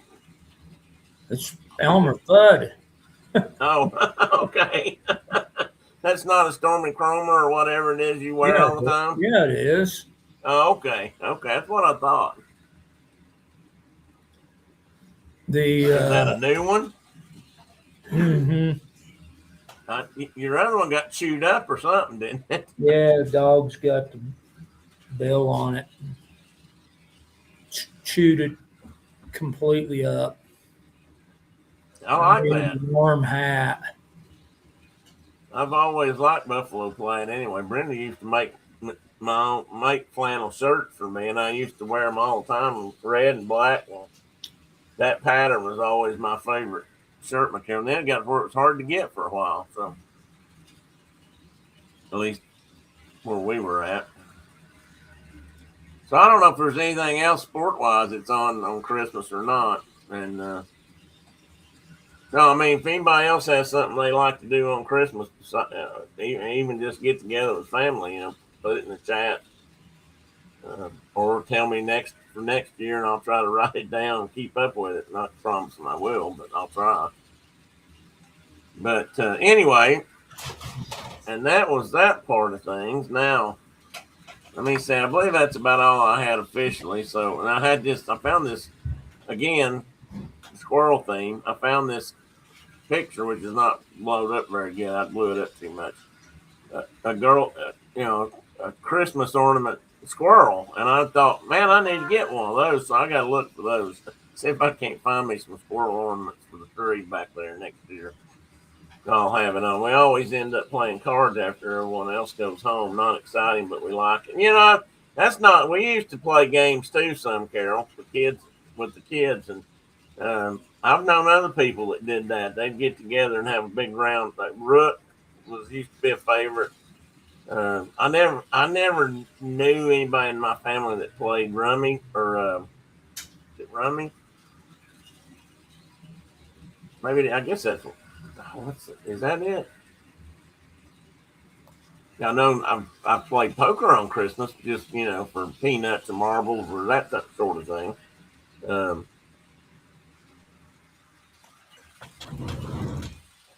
what is the bridge? I never knew anybody that played bridge. I get, but other people do. I guess I always like to play rook. I like to play rook. I like to play spades. Mom and Dad used to actually go visit friends and play rook. That's right, Carol. It doesn't have to be exciting. Tina's right. As long as it's fun, you enjoy it. It's good time spent. I mean, that's the main thing. I hope everybody gets to spend some time with people they care about, and have a generally Merry Christmas in that regard. And I'm going to turn this part off now and go back to our regularly scheduled program. Hopefully, I didn't just mess everything up. Don't think I did. Because I found something else, and I thought it was appropriate. I'm going to try to read one more thing here. I said I'd gotten this Robert Service. Did I just lock us up? No, am I still alive? Yeah, we're still good. Okay, I thought something froze there on my end. Maybe it didn't. Morning, Dave. Hey, Dave, welcome in, buddy. So Mark mentioned earlier that he might be running a trap line for Christmas, or not. Well, maybe on Christmas. But that's something that he's been doing or is doing this year with family. And I got to looking and I found, if I can find it, I was talking about my Robert Service book and the fact that, I never knew much about Robert Service. So this poem is, while dedicated to you, Mark, or this next thing, it's also dedicated to a dear friend of mine from work that retired a few years before I did, George Humphrey. And George Humphrey was the only man I've ever known that could stand and quote Robert Service. I mean, Robert Service poems tend to be several pages long in a book, and he could sit there and quote, all of it, like the cremation of Sam McGee or the shooting of Dan. They're all in here. And the reason George could do that was growing up, his dad was worked for the USDA as a farm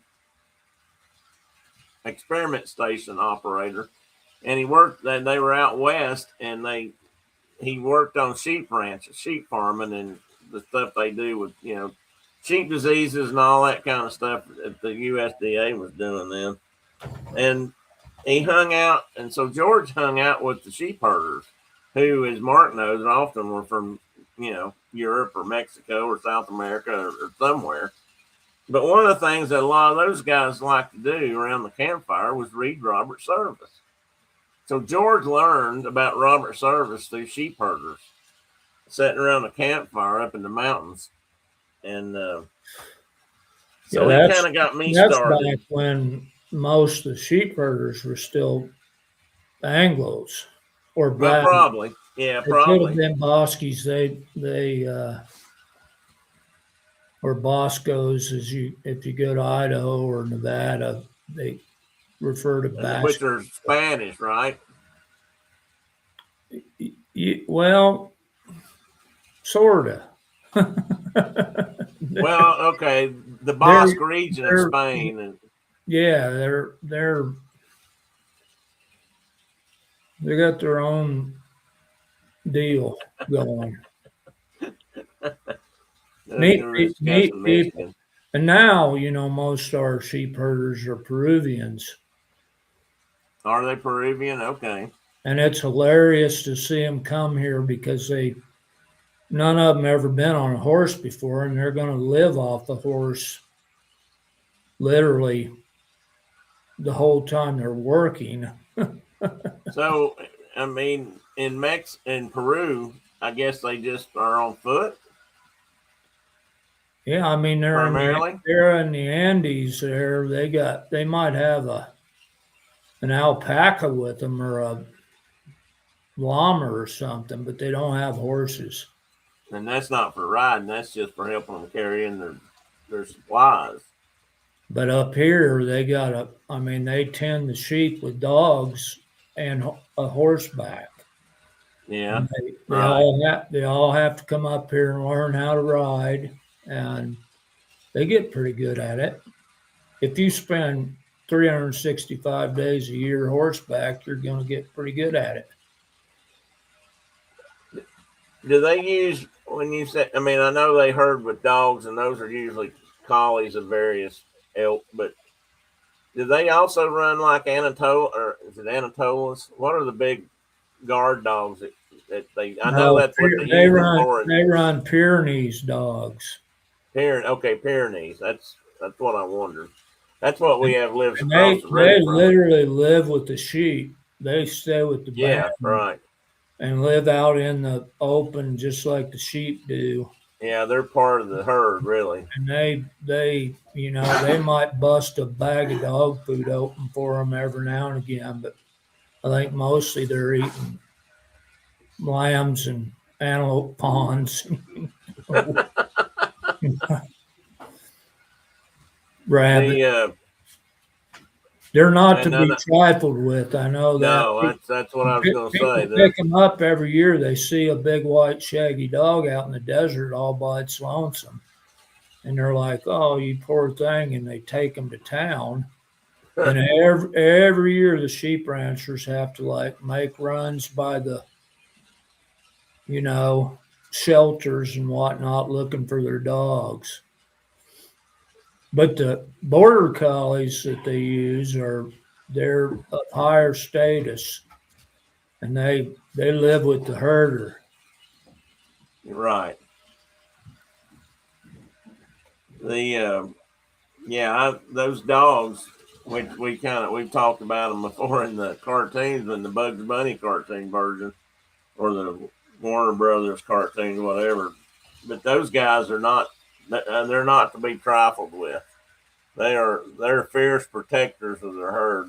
They are not. I've been Uh, driving down like a 2 track out in the middle of nowhere, on a pickup truck and had them walk out and stand in the 2 track and make me wait for who knows how long till the herd moves across the 2 track, oh wow, and really? they just wander off, and it's with the herd. Yeah, But they're they're not. The heck, they're 130 pounds. Some of them, yeah, they're big dogs. big dog. My sister had one. I think she called him Bonnable for abominable. Mongrel, Bonnable, she called him. abominable. Because that's how she used to say the abominable snow monster. Oh, okay. And he was a really good dog. I mean, he'd never been a guard dog. He was a Somebody pet. somebody drove down that rural road they live on and dumped him out, and she took him in, and so you got like regular sized dogs and then a monster living amongst them. Right. Well, that's what the deal is with the one across the road from us. It's a rescue dog, and they have. I was talking to the gentleman Larry who takes care of the dogs over there, and they do fosters, and he's been there for a while, or she has actually. They named her Stevie Nicks. I'm not sure why, but that's what they came up with.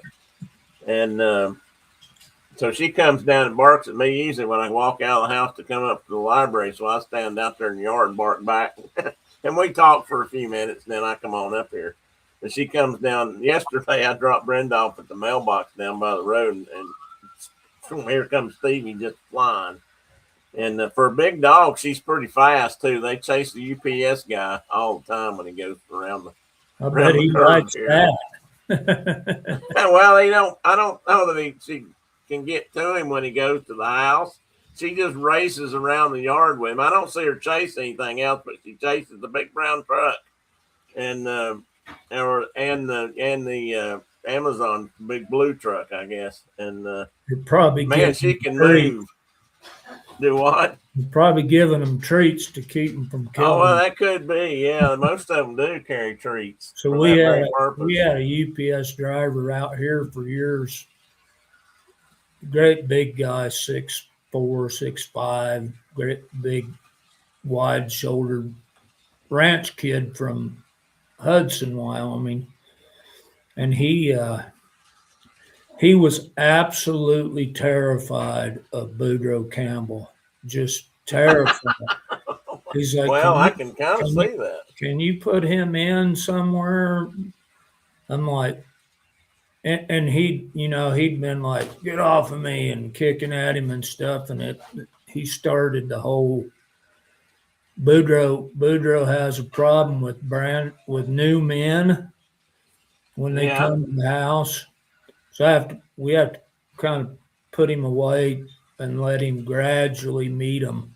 And then he's cool. But Well, Boudreaux may not be too tall off the ground, but he's a stout dog. So I could kind of see that, and I'd say his bark and growl are pretty yeah, and every authoritative. hair on his body stands up, trickery, trickery, trickery. So Trickery. he's funny. Tina, yes, I believe I have heard your hound sing. I'm not sure when. It's been a while, but I do remember them howling in the background. Probably not to the extent you have, obviously. Um, do they start howling every time a siren? They can hear a siren, because I've had dogs that did that. We had our husky used to howl. Once he learned how, he would sing, and I liked it personally. I loved to hear him at night. He'd start. Oh, he had this most mournful low. It's different than, say, a coyote yip or what we think of as a wolf, but he had a different tone to it. But sirens also would trigger him, and he would start howling when he'd hear a siren going down the road, which I've noticed it does for a lot of dogs, but I don't know if it does yours or not.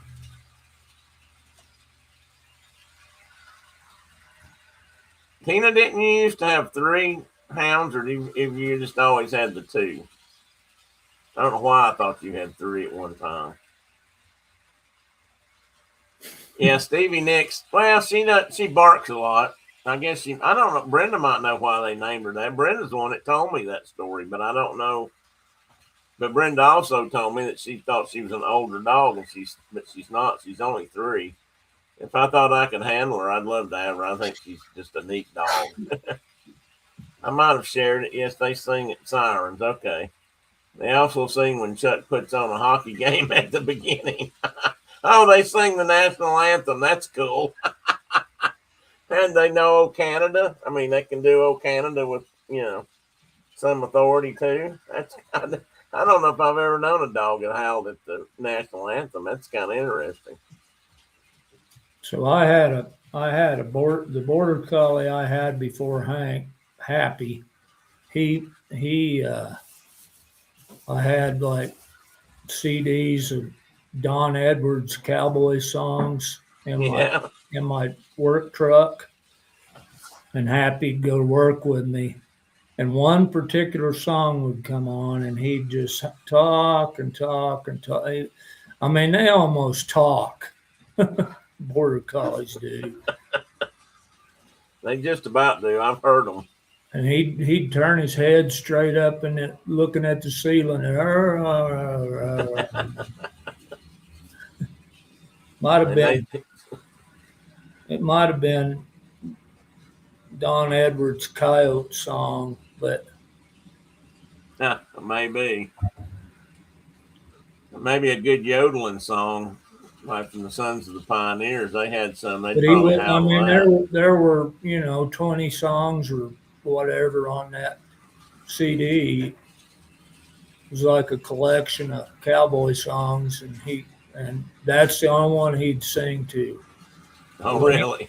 When it came on, he was singing. Okay, now before we run out of time here, Mark might have to get up and leave. I don't know. Has Sammy showed up yet? Are they there? I haven't seen Okay. them. Shauna told me that they might not be here till this afternoon.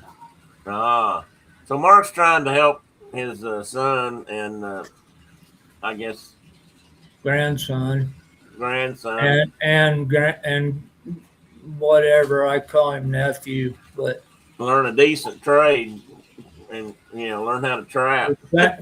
Sammy's been trapping since he was a little kid, but Well, yeah, but we're imparting our ancient knowledge to Brandon. and is it? Well, I don't want to say that out loud. That could be a secret still. I know there was a plan for muskrat pelts if you got enough of them. So Well, I think it's shifted to like mittens for the kids. that'd work. Okay, what did I do with it? I've I lost it know here. no fur buyer's going to get a hold of them at $2 a pelt for a Yeah, good one. yeah.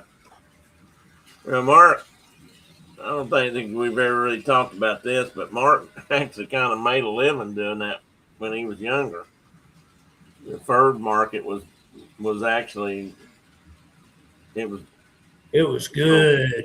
it was good for lack of a better way to put it. It was worth doing, and you know muskrat pelt. The West I remember you ever telling me was muskrat pelt for $8 a piece, Yeah, it was crazy. and that's pretty good money for a muskrat. I paid for Hawking Tech with that money. Did you? Yeah. We made enough. Oh, I know. I'm looking in the wrong place. Shoot. The story the thing I wanted to read is online because I don't. It's not in my book. So I was going to read a quick. Hopefully it's not in your notes. No, it's not in my notes. But this was again. This is a Robert Service poem, and it's called "The Trapper's Christmas Eve," which I thought was appropriate. So here's a little Robert Service for you on a early Christmas weekend. The Trapper's Christmas Eve. It's mighty lonesome like, and I guess it's dream, and dream, and drear. Oh, excuse me, and drear. Above the wild, the moon rides high and shows up sharp and needle clear. The emptiness of earth and sky. No happy homes with love aglow. No Santa Claus to make believe. Just snow and then more snow. It's Christmas Eve. It's Christmas Eve. And here I am where all things end and undesirables are hurled. The poor old man without a friend, forgotten dead to all the world. Clean out of sight and out of mind. Well, maybe it's better so. We're all in life our level find, and mine, I guess, is pretty low. Yet as I sit with Papa lit beside the cabin fire, probably fire, take tonight the background trail of 50 years. The schoolhouse and the Christmas tree, the children with their cheeks aglow, two bright blue eyes that smile on me and just half a century ago. Again, it's maybe 40 years with faith and trust almost divine. Those same blue eyes, abrim with tears, those depths of love look into mine. A parting, tender, soft and low, with arms that cling and lips that cleave. Ah me, it's all so long ago. It seems so sweet this Christmas Eve. Just 30 years ago, again, we say a bitter last goodbye. Our lips are white with wrath and pain. Our little children cling and cry. Whose was the fault? It matters not. For man and woman both deceived. It's buried now and all forgot. Forgiven too this Christmas Eve. And she, God pity me, is dead. Our children, men and women grown.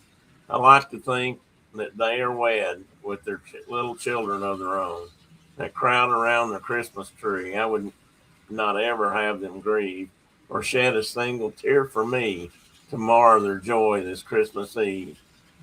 Strapped to the buff and gaunt and still lies all the land in grim distress, like lost soul wailing long and shrill. A wolf howl cleaves the emptiness, and hushed as death is everything. The moon rides haggard and forlorn. Oh, hark the herald angels sing.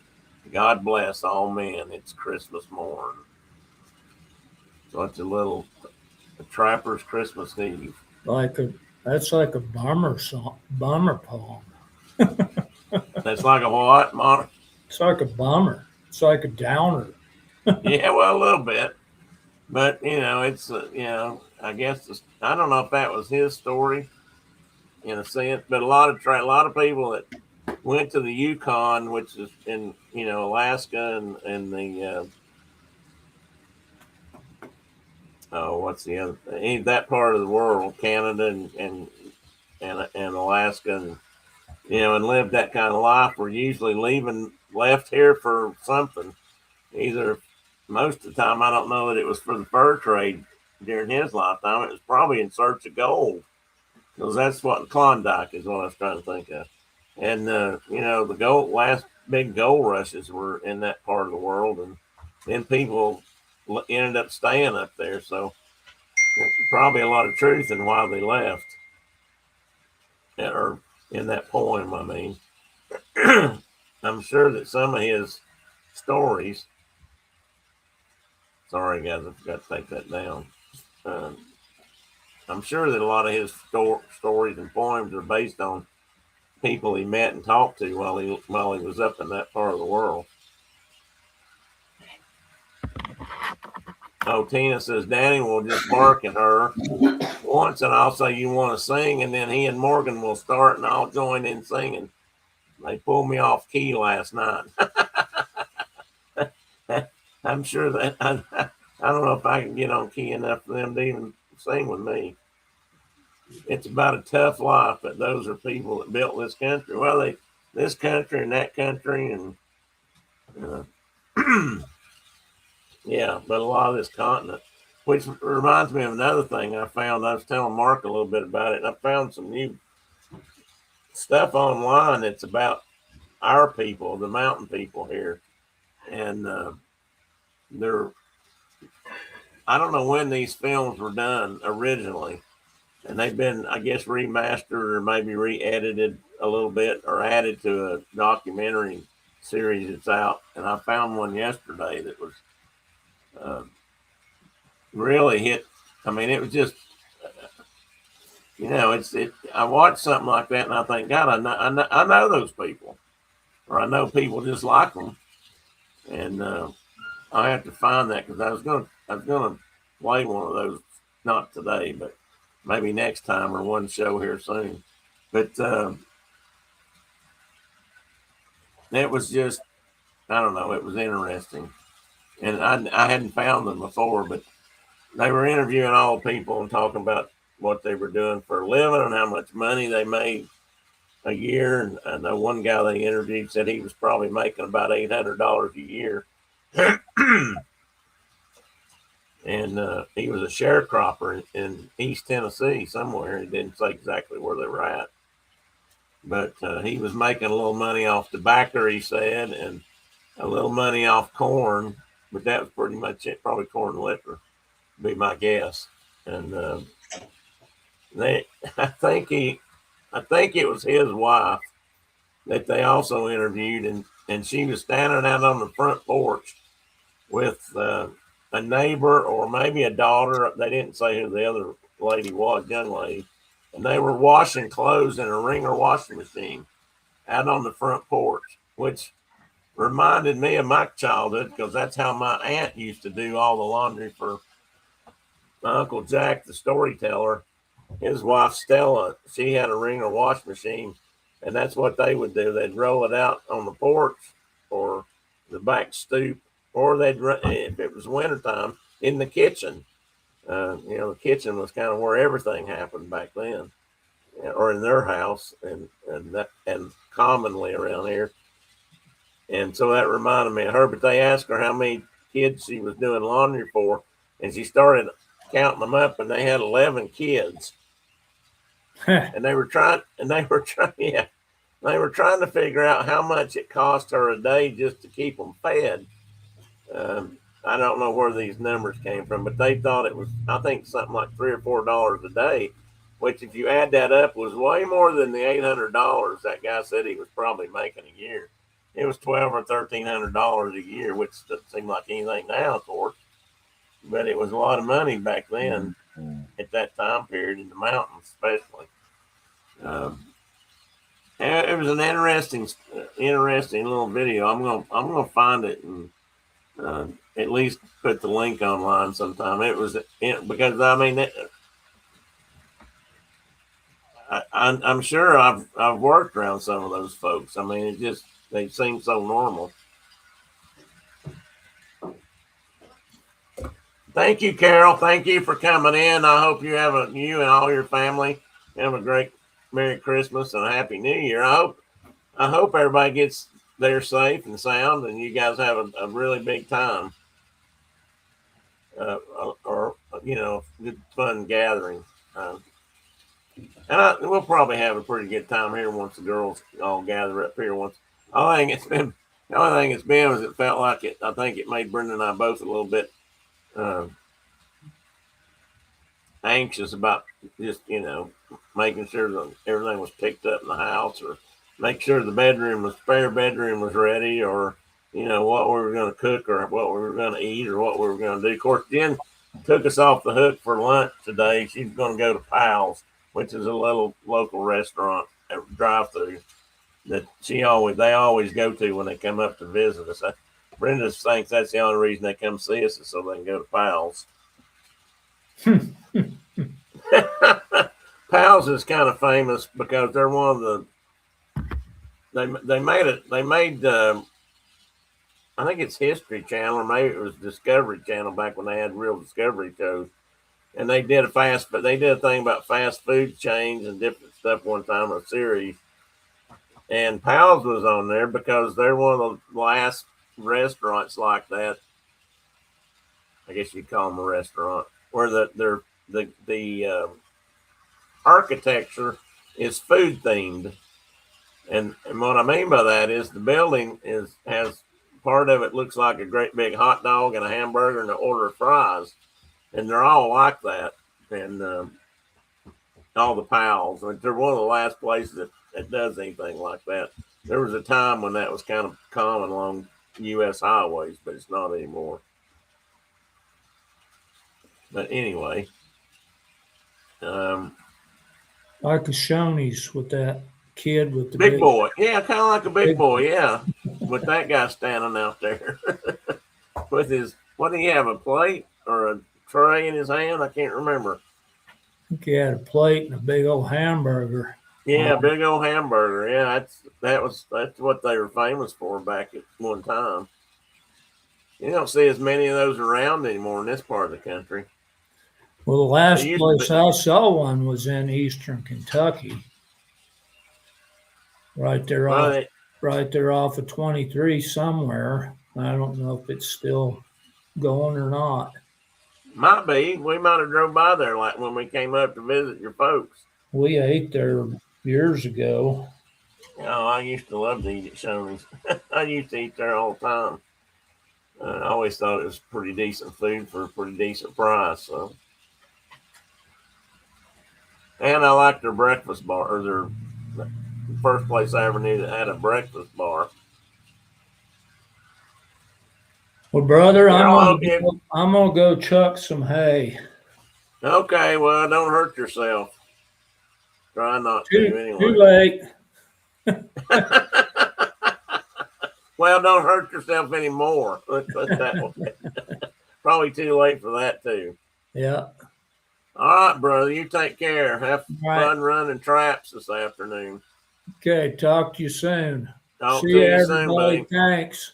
Merry Christmas. Merry Christmas. Well, guys, that probably about wraps it up for the day.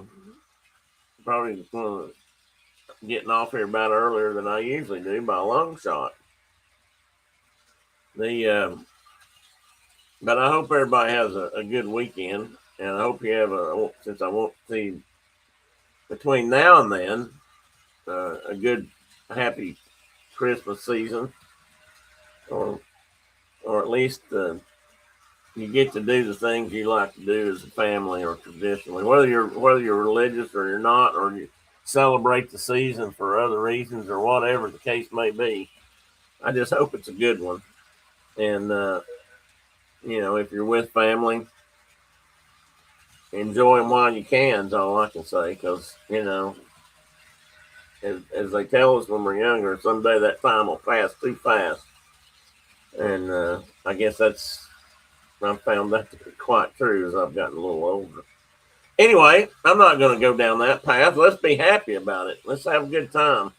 Um, I'm looking forward to having the girls all up here tomorrow, and I think we'll have, hopefully we won't have to rush around so everybody can go home. That'll be the next big thing. And I'm not sure what day Jen and Brian are headed for. I just heard Mark. Let's see what he said.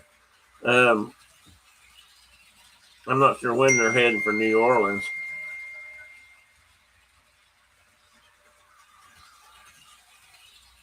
He's telling me to go check out something about Colonel Sanders.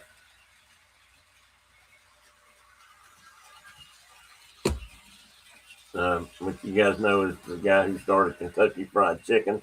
Most everybody knows Kentucky Fried Chicken, I think. Just about around the world now. It's funny, the guy that started that, Colonel Sanders, first stores were just up the road a few miles from us. Well, just across the state line. Not very far. And now he's gone from a store in Corbin, Kentucky to being internationally recognized. Whoever would have thought that would have happened. There's something on my screen that looks like it's on my mouth, and I keep trying to wipe it off. If you guys want to know what I was doing, that was it. So anyway, everybody have a great, happy, Merry Christmas holidays. Ever how you celebrate it, I hope you get to do that in the best of times.